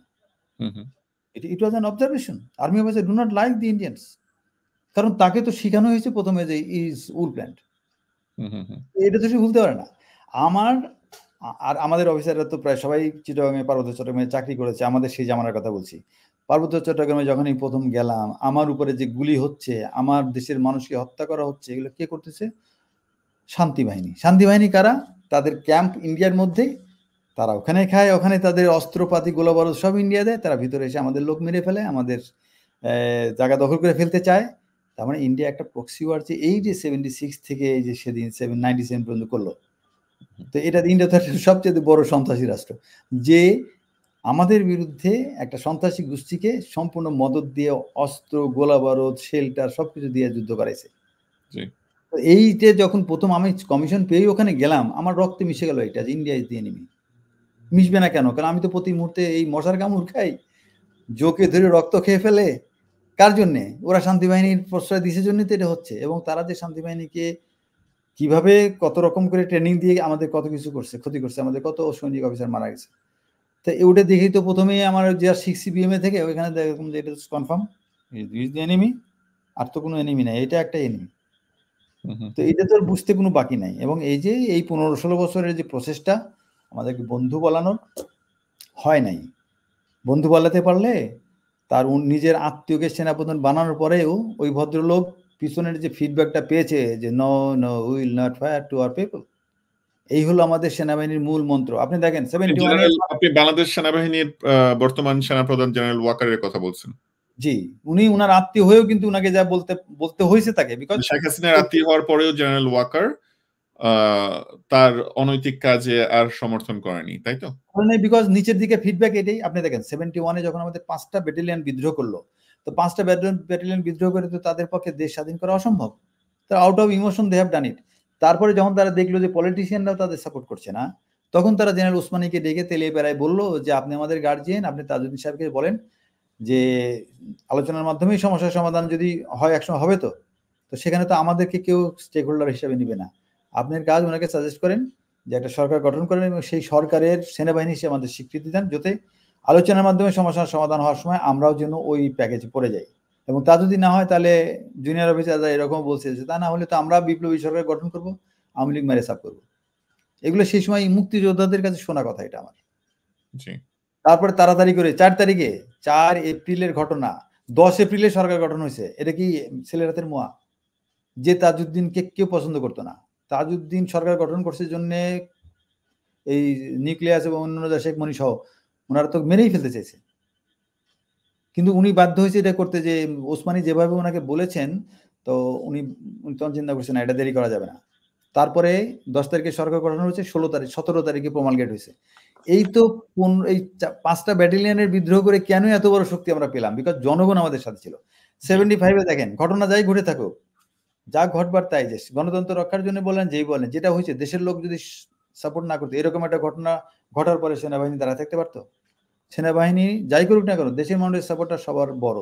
এবং পরবর্তী যতগুলো ঘটনা এর পরেও হয়েছে, আপনি দেখেন এবারের ঘটনাও দেশের মানুষ এবং সেনাবাহিনী যখন একমত, তখন কোনো শক্তি আর এদেরকে ঠেকাতে পারে না। তো সেই এবারের যে ঘটনা ঘটলো সেটাও কিন্তু তাই, যে দেশের মানুষ এবং সেনাবাহিনী যখন একই ভাষায় কথা বলে, তখন কেউ তার কিছু করতে পারে না। এবং এটি হলো আমাদের শক্তি, এবং এই শক্তির কারণেই 16 বছর যাদেরকে সেনাবাহিনীতে রিক্রুট করা হয়েছে, সেনাবাহিনীর শুনে সব জায়গায় আওয়ামী ফ্যামিলি ছাড়া কেউ চাকরি পায় নাই বাংলাদেশে। সেই জায়গায় এই স্লটের এই লোকগুলো প্রতিবাদ করলো, দাঁড়ায় গেল কেন? কারণ তারা তখনও মেজর। দেখেন, স্বাধীনতা যুদ্ধে মেজরের উপরে কেউ মুক্তিযুদ্ধ জয়েন করে নাই। বুঝতে হবে এটা, যে এই পর্যন্ত মানুষের মধ্যে যে জিজ্ঞাসা থাকে সেটা ইউনিক, এবং এই কারণেই কিন্তু এই জিনিসটাকে পলিট করতে পারে নাই। যতই যেই বলুক, আপনি যেদিকেই শোন, আপনার মাথাটা থাকবে মাথার জায়গাতেই। বাংলাদেশ সেনাবাহিনীর বর্তমান অবস্থা কি? বাংলাদেশ সেনাবাহিনী 111 এর পরে যারা রিক্রুট হয়েছে, বাংলাদেশ সেনাবাহিনী কি এখনো আপনাদের যে স্পিরিট, আপনারা যখন সেনাবাহিনীতে ছিলেন, বাংলাদেশ ফার্স্ট পলিসি, সেই পলিসি কি বাংলাদেশ সেনাবাহিনীর মধ্যে এখনো আছে, নাকি বাংলাদেশ সেনাবাহিনী অন্য প্রতিষ্ঠানগুলোর মতোই ধ্বংসপ্রাপ্ত? আমি ধ্বংসপ্রাপ্ত ব্যাপারটা তো মোটামুটি আমি নিশ্চিত ছিলাম, কিন্তু এবারে এই ছাত্র জনতার আন্দোলনের সময় আমি তখন তাদেরকে দেখলাম যে রাস্তায় সেনাবাহিনী ছাত্রদের সাথে যে বডি ল্যাঙ্গুয়েজ দেখাচ্ছে প্রথম থেকেই, এটা থেকে তো বোঝা গেল যে না, সেনাবাহিনী ছাত্র জনতার সাথে। তো ধ্বংস হয়ে গেলেও দেখেন, আপনার যেটা বলা হয় আর কি, যে ওই তুষের আগুন, আপনার বাইরে থেকে মনে হবে যে এটা মনে হয় শেষ, এখানে কোনো আগুন নাই। আপনি জাস্ট উপর থেকে লেয়ারটা সরাই দিলে দেখবেন যে এর ভিতরে একদম লাল আগুন। তো এটাও যে বাইরের থেকে যদি আপনি ওই যে জেনারেল ব্রিগেডিয়ার বের করে দিলে দেখবেন যে আগেরটাই আছে, সে চেঞ্জ করতে পারে না। এটা হলো আমার বিশ্বাস। ধ্বংস করার জন্য যা করার সবই করছে সব দিক থেকেই। স্টিল আমার মনে হয় এটাই আর কি, যে জুনিয়র লেভেলে এবং সৈনিকদের মধ্যে এই জিনিসটা এখনো আছে, যদিও এরা বেশিরভাগই আওয়ামী ফ্যামিলির লোকজন। স্টিল এই লেভেলের লোকজন কিন্তু তাদের মধ্যে এই জিনিসটা থাকে, এবং সেই জন্য আমি বলবো না যে ধ্বংসপ্রাপ্ত হয়ে গেছে একদম, বাট এখানে ওই যে ছাইয়ের উপরের অংশ যেটা কালো, যেটার মধ্যে কোনো আগুন নাই, সরাই দিলেই ভিতরে আগুন, এরকম একটা ব্যাপার আমার মনে হয়। কিন্তু তারপরেও সব জেনারেলকে আমি বলবো না যে তারা এরকম, বাট এখানে তো জেনারেল ব্রিগেডিয়ার হওয়া ইন্ডিয়ান ব্লেসিং ছাড়া হওয়া গেছে বলে এটা কেউ মানে না। সেই জন্যই আরেকটি প্রসঙ্গ আমি আপনার সাথে একটু সংক্ষেপে আলোচনা করতে চাই, আমরা অনুষ্ঠানের খুব শেষের দিকে চলে এসেছি। বাংলাদেশের যে স্ট্র্যাটেজিক অবস্থান আপনি যেটা উল্লেখ করছিলেন, বাংলাদেশটা আসলে ইন্ডিয়ান ম্যাপের ভিতরে একেবারে, বাংলাদেশের সব দিকেই ইন্ডিয়া, বা স্পেশালি নর্থ ইস্টে 7 সিস্টার যেটি আছে, সেটির কারণে বাংলাদেশটা স্ট্র্যাটেজিক্যালি ইন্ডিয়ার কাছে খুব গুরুত্বপূর্ণ। আপনার কি মনে হয় যে বাংলাদেশের এই অবস্থানটাই, ভৌগোলিক অবস্থানটাই ইন্ডিয়ার মাথা ব্যথার একটি বড় কারণ, এবং 7 সিস্টারকে রাখতে হলে ইন্ডিয়া ভবিষ্যতে বাংলাদেশ অ্যানেক্স করতে চায় বা ইন্ডিয়া বাংলাদেশকে নিয়ে নেবে, এই ধরনের যে একটা জনশ্রুতি আছে, পপুলার বিলিভ আছে, সেই ব্যাপারটাকে আপনি কিভাবে ভ্যালিডেট করেন? না, এটা তো তাদের পলিটিশিয়ানরা তো বলে যে অখণ্ড ভারত তারা প্রতিষ্ঠা করবে, কারণ নর্থ ইস্টের যে এটা তো অনেক আগে। আমি যখন প্রথমে পার্বত্য চট্টগ্রামে চাকরি করতে যাই, তখন আমি তো মিজো আর্মির ব্রিগেডিয়ার পর্যন্ত দেখতাম। Mizo army was so strong, এবং তারা লাললেঙ্গাকে নিয়ে যে একটা চুক্তি করে শেষ পর্যন্ত এটা হইলো। কিন্তু এই জায়গাগুলো তাদের জন্য খুবই রিস্কি, বিকজ এই মিজোরাম, নাগাল্যান্ড, মণিপুর, বেশিরভাগ জায়গাতে, মিজোরাম তো প্রায় 100% খ্রিস্টান, এগুলো তো তারা ওই ব্রিটিশ পিরিয়ডে গেলে করে রেখে গেছে। তো এইগুলো তো তাদের জন্য বিরাট একটা ঝুঁকি না? এতে এরা একই ধর্মের লোকজন, এরা তো দেশ একদিন, এবং তারা কাদের সাহায্যে চলবে? বাংলাদেশ। তো বাংলাদেশের অবস্থানটা গত কয়েকদিন আগে তাদের জয়শঙ্কর এটা বলছেই, যে বাংলাদেশের এই স্বাধীন করে দেওয়াটা আমরা ভুল হয়েছে আমাদের।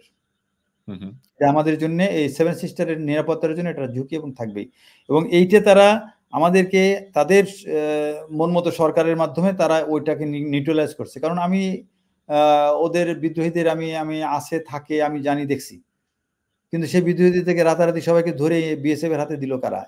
এই সরকার ক্ষমতা আসার পরে কোনো বিদ্রোহী বাংলাদেশের মধ্যে আর নাই। তাদেরকে ধরে ওদেরকে দিয়ে দিছে এবং তারা বাধ্য হয়ে তখন চুক্তি করে এখন পিসফুল অবস্থায় আছে। কিন্তু তারা পিসফুল অবস্থায় থাকবে এটা তো বিশ্বাস করেন না। এই মণিপুরে দেখেন কি হচ্ছে। তারপর মণিপুরের সাথে যে মিজোরাম, তারপর ওদিকে নাগাল্যান্ডের সাথে তাদের চুক্তি হয়ে আছে, যুদ্ধ বিরতি চুক্তি। নাগাল্যান্ড তো ওরা আর্মি আরো স্ট্রং। তো এখন এইগুলোর নিরাপত্তার জন্য বাংলাদেশকে তারা যেভাবে হোক মডার্ন ওয়ার্ল্ডে একটা দেশকে সম্পূর্ণভাবে অ্যানেক্স করা রাশিয়ার মতো রাষ্ট্র তো তারা না।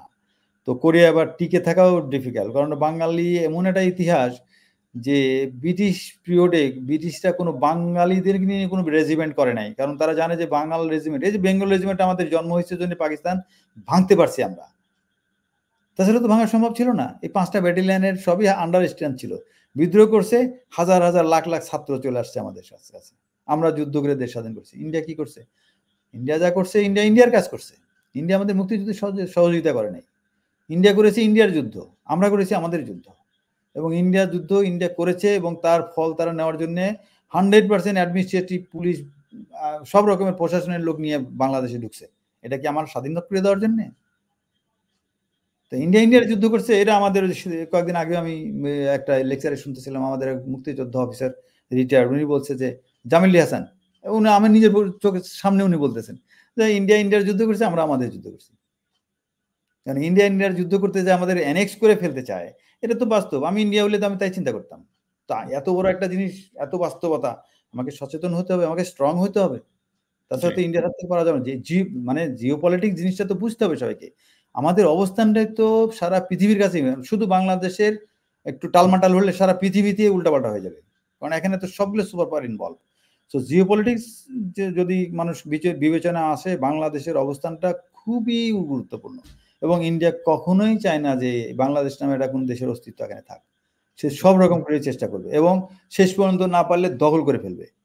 এখন আপনি ওই যে বলছিলাম যে পার্লামেন্ট প্রসিডিং যখন এখন তো আমি ওদের ইউটিউবের সব প্রোগ্রাম শুনি, এদের আদি অচিন্ত, তারপর আরো কতগুলো লোক আছে তারা যে সমস্ত প্রোগ্রাম করে, সব এক্স জেনারেলদেরকে নিয়ে আসে, জেডি বক্সি, তারও কি মানে অনেকগুলো জেনারেল, তারা তো বলতেছে যে বাংলাদেশকে তারা দখল করে ফেলবে, এখনো বলতেছে।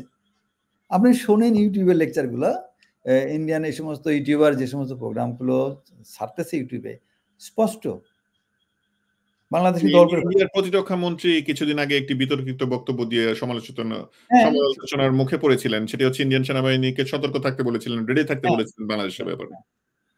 এখন ধরেন আমাদের বর্তমান অবস্থায় বা কি বলে আমাদের যে প্রধান উপদেষ্টা, ওনার যে লিঙ্ক, এই সমস্ত কারণে হয়তো আন্তর্জাতিক পরিস্থিতি এবং কিন্তু এটা তাদের একদম মাস্টার প্ল্যান।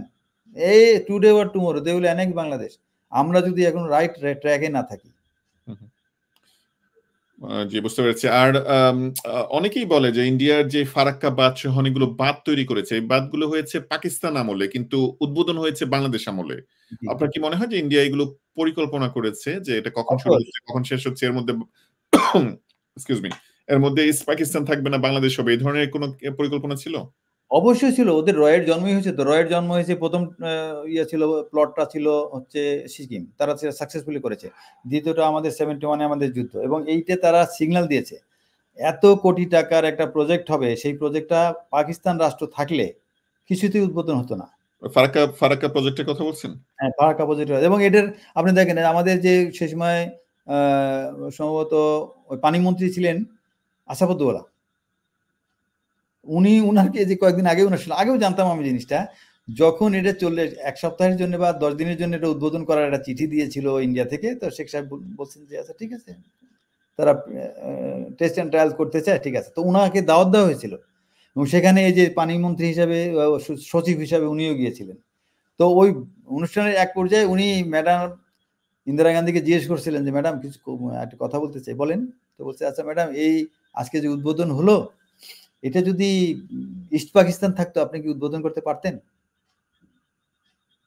খুব ইন্টেলিজেন্ট মহিলা, বললো যে নেক্সট কোশ্চেন বললো যে এটা যদি বাংলাদেশ যদি এটা ইন্ডিয়ার অংশ হতো তাহলে কি পারতেন? তারপরে কোনো জবাব না দিয়ে হেঁটে হেঁটে চলে গেছে। আপনি চিন্তা করেন এখন ওনার এই দুইটা প্রশ্নের উত্তরের মধ্যে কি আছে, যে আমরা বাংলাদেশ হলেও ইন্ডিয়ার অংশ হলেও এটা হতো না, পাকিস্তান থাকলেও এটা হতো না, তাহলে আমাদের স্ট্যাটাসটা কি? মানে রক্ষিতারও তো একটা স্ট্যাটাস থাকে, বাংলাদেশের কোনো স্ট্যাটাসই নাই ইন্ডিয়ার কাছে। দে উইল অনলি ইউজ আস। এই যে 57টা নদী বন্ধ করে রাখছে, বন্ধ করে রেখে পানি দিয়ে তারা তাদের কৃষিকে উন্নত করছে এবং তাদের কাছে আমার পেঁয়াজ কিনতে হয়। বাংলাদেশ যতই ঘনবসতি হোক আমাদের কোনো প্রোডাক্ট কিনতে হয় না। আমি মিডল ইস্ট বিভিন্ন জায়গায় ঘুরতে যা দেখছি যে আমাদের ল্যান্ডে কোনো জিনিস লাগায় রাখলে খুব একটা বেশি এফোর্ট লাগে না, এর রেজাল্ট পাওয়া যায়। ইন্ডিয়া তো তা ছিল না, মরুভূমিতে ভরা দেশ, আমাদের জায়গায় পানি ঢুকতে না দিয়ে সেই পানিগুলো ডাইভার্ট করে নিয়ে যায়, তারা কৃষিকে সমৃদ্ধ করছে এবং সেই জন্য তাদের থেকে আমাদের কৃষি পণ্য কিনতে হয় এবং তারা পানি দিয়ে ডুবায়, পানি দিয়ে মরুভূমি করে, এই কারণে আমাদের কৃষি দুর্বল। এগুলো এগুলো তো কৃষি নেই, আমাদের শিক্ষা, আমাদের চিকিৎসা, আমাদের যে কোনো জিনিসের দিকে তাকান, সবকিছু দুর্বল তাদের কারণে। তারা এখানে এফোর্ট দেয়, হাজার হাজার কোটি টাকা খরচ করে। বিডিআর ইনসিডেন্টের সময় যা ঘটেছে সব জায়গায় তাদের ফেভারেট লোকজন কথা বলেছে, এই এনভায়রনমেন্ট ক্রিয়েট করার জন্য 4.5 কোটি টাকা খরচ করছে তারা। জি, ইন্ডিয়ার ইনভেস্টমেন্ট বিডিআর বিদ্রোহের পেছনে। আচ্ছা, ঠিক আছে। সর্বশেষ প্রশ্নে চলে আসছি। আপনি তো সেনাবাহিনী থেকে বরখাস্ত হয়েছেন আপনার এই গুরুত্বপূর্ণ ভূমিকা পালনের জন্য এবং আপনি কোনো বেনিফিট তখন পাননি, কোনো পেনশন পাননি। পট পরিবর্তনের পর এই জুলাই অগস্ট বিপ্লবের যে পরবর্তী সরকার আছে, আপনি কি মনে করেন যে আপনার প্রাপ্য যে পেনশন ছিল আপনাকে তিরস্কারের পরিবর্তে আসলে পুরস্কৃত করার কথা ছিল, সেটি যেহেতু তখন হয়নি, আপনার কি বর্তমান সরকারের প্রতি কোনো দাবি দেওয়া আছে আপনার প্রাপ্যের ব্যাপারে?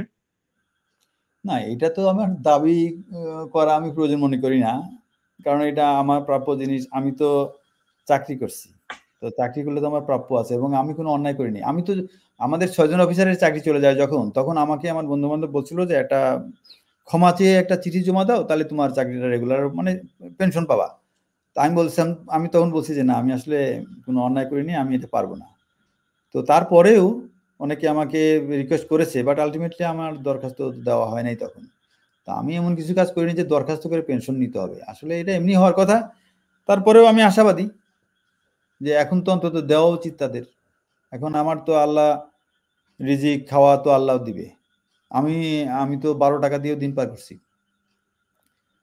তো মারা তো যায়নি, পানি খেয়েও থাকছি। আমাকে যখন আমার আঙুলের মধ্যে সূচ ঢুকাই দিয়ে প্রস্তুত করছে তখনও তো আমি শক্ত থাকতে পারছি। তো আসলে ওই শক্তিটা আপনাকে ধরে নিয়ে যাওয়ার পর যে নির্যাতন সেটার কথা বললেন, আঙ্গুলের সূচ। জি, আর কি ধরনের নির্যাতন করা হয়েছে আপনাকে তখন, সংক্ষেপে বলবেন আমাদের? আসলে এগুলো মানুষ সবগুলোই তো আর ফিজিক্যাল নির্যাতন দিয়েই মানুষকে কষ্ট দেওয়া যায় না। আমাকে যেভাবে আচার আচরণের দিক থেকে যে অত্যাচার এবং ঘুমাতে না দেওয়া, প্রশ্নের পর প্রশ্ন করা, অনেক লোক জড়ো হয়ে যদি এক একজন এক এক রকম প্রশ্ন করে এবং আমার মাথার মধ্যে যদি ওইটা জিনিস থাকে তারা আমাকে নিয়ে মারিয়ে ফেলবে, আমি যেহেতু কনভিন্স ছিলাম যে মারিয়ে ফেলবে, আমি কিছুই বলবো না। মানে আমি তেমন কিছু জানি না। আমাকে সাদা কাগজে সই করতে বলছিল যে এটা কর, কিছুই করতে হবে না। আর আমি না, এটা আমাকে মেরে ফেললে করবো না। I did not do it. আমি শেষ পর্যন্ত আমি একটা আমার বায়োডাটার মতন একটা বানিয়ে দিয়েছি যে এর কোনো চেঞ্জ হলে আমি সই করবো না। তারপরে তারা নিয়ে আসছে টাইপ করে, ওটার মধ্যে আমি কিছু ভুল টুল ধরে কাটি কেটে দিছি। তবে ফ্রেশ একটা নিয়ে আসছে যে আমার নামটাও আছে, আমি কোথায় কোথায় চাকরি করছি, এগুলো লিখে সই করলাম। কিন্তু তারা চাচ্ছিল অনেক কিছু যেগুলো আমি করিনি এবং যার জন্য তারা শেষ পর্যন্ত বুঝেছে যে না, এ করবে না। আর দ্বিতীয় হলো যে মেবি আর্মির মধ্যেও তো আমার ওয়েল উইশার আছে, কোনো না কোনোভাবে হয়তো আমি তখন, আর আল্লাহ বাঁচাইছে, বেঁচে গেছি এই আর কি। কিন্তু আমার তারা কোনো চেষ্টার ত্রুটি করে নাই। এখন আমি আশা করি যে এখন যারা আছেন ওনারা সবাই আমার জুনিয়র। আমি 10 লং কোর্সের, ওয়াকার হলো 13 লং কোর্সের। ওয়াকার সামটাইম আমরা একই ইউনিটে চাকরি করেছি, একসাথে না হলেও মানে ও আমার ইউনিটে চাকরি করেছে। তো সেই হিসাবে আমার মনে হয় যে যদি তাদের বিবেচনায় যায়, আমার অন্তত পেনশন সুযোগ সুবিধাগুলো তো দেওয়া উচিত, এগুলো তো আমি প্রাপ্য। আমি বেশি কিছু চাচ্ছি না, আমার প্রমোশন দিয়ে বিরাট কিছু অফিসার বানাও, I don't like all this. আমার নাম যা আছে মেজর আছে, আই এম স্যাটিসফাইড। জি জি, ধন্যবাদ আপনাকে। এবং বাংলাদেশ সরকারের যে বা যারা আমাদের এই অনুষ্ঠান দেখছেন, আমরাও বাংলাদেশ সরকারের প্রতি আমাদের আহ্বান থাকবে যে মেজর মোহাসিনুল করিম সহ যারা দেশপ্রেমিক বাংলাদেশ সেনাবাহিনীর অফিসার আছেন ছিলেন এবং তাদেরকে যে তিরস্কার এবং দুর্ভোগ পোহাতে হয়েছে, বর্তমান বিপ্লবোত্তর সরকারের অধীনে যেন তাদের প্রাপ্যগুলো ফেরত দেওয়া হয় এবং তাদেরকে যথাযথ সম্মান এবং পুরস্কৃত করা হয়। ধন্যবাদ মেজর মোহাসিনুল করিম, আপনি আপনার মূল্যবান সময় থেকে আমাদেরকে কিছু সময় বের করে দিয়েছেন। আমরা আপনার মাধ্যমে গুরুত্বপূর্ণ কিছু বিষয় জানলাম, যে বিষয়গুলো আসলে এতদিন এইভাবে সামনে আসেনি। বাংলাদেশের ইতিহাসে সবচেয়ে বড় যেই বেদনাদায়ক ঘটনা বিডিআর বিদ্রোহ, তার পেছনের কারণ, প্রেক্ষাপট, কারা জড়িত থাকতে পারে এবং তার পরপরই যেই ঘটনাগুলো, আপনার যে কনফ্রন্টেশন গুলো, সাহসিকতার সাথে আপনি সেনাবাহিনী প্রধান সহ তৎকালীন প্রধানমন্ত্রী সহ যাদেরকে সরাসরি কনফ্রন্ট করতে পেরেছেন, সেটি একটি এই অনুষ্ঠানটি একটি প্রামাণ্য দলিল হয়ে থাকবে এবং আমি মনে করি যে ভবিষ্যৎ বাংলাদেশের বিনির্মাণে এর ভূমিকা থাকবে এবং বর্তমান সরকার বিডিআর বিদ্রোহ সহ যে কোনো খুন গুমের ঘটনার যে তদন্ত করবে, সেখানে তারা এটিকে দলিল হিসাবে ব্যবহার করতে পারবে। আপনাকে আবারও ধন্যবাদ জানিয়ে দর্শক শ্রোতারা সারা পৃথিবী থেকে, নিউ ইয়র্ক থেকে, বাংলাদেশ থেকে যারা যেখান থেকে আমাদের এই অনুষ্ঠান দেখছেন, সবাইকে আন্তরিক শুভেচ্ছা জানিয়ে আজকের মতো বিদায় জানাচ্ছি। ধন্যবাদ সবাইকে। সবাইকে ধন্যবাদ। জানি না কত লোক দেখছে, আমি সবাইকে ধন্যবাদ জানাচ্ছি এবং আমার কথার মধ্যে কোনো ভুলভ্রান্তি হয়ে থাকে মাফ করে দেবেন সবাই। বাট এটা আমি তো আর ওই রকম প্রফেশনাল কোনো অরেটর নই, আমি আমার অভিজ্ঞতার কথা বলেছি এবং এটাই আমার আপনারা আমাকে ডেকেছেন এই জন্যই। আমি তো আসলে কোনো জ্ঞানী ব্যক্তি না, আমার শুধু অভিজ্ঞতা এবং যতটুকু আমার ধারণা আমি আপনাদের সাথে শেয়ার করলাম। এ থেকে যদি কোনো দেশের মানুষের হয়, সরকারের কোনো উপকার হয়, ডেফিনেটলি আমি খুবই কৃতজ্ঞ থাকবো। আপনাকে অনেক ধন্যবাদ আমাকে সুযোগ দেওয়ার জন্য। আসসালামু আলাইকুম। জি, ধন্যবাদ।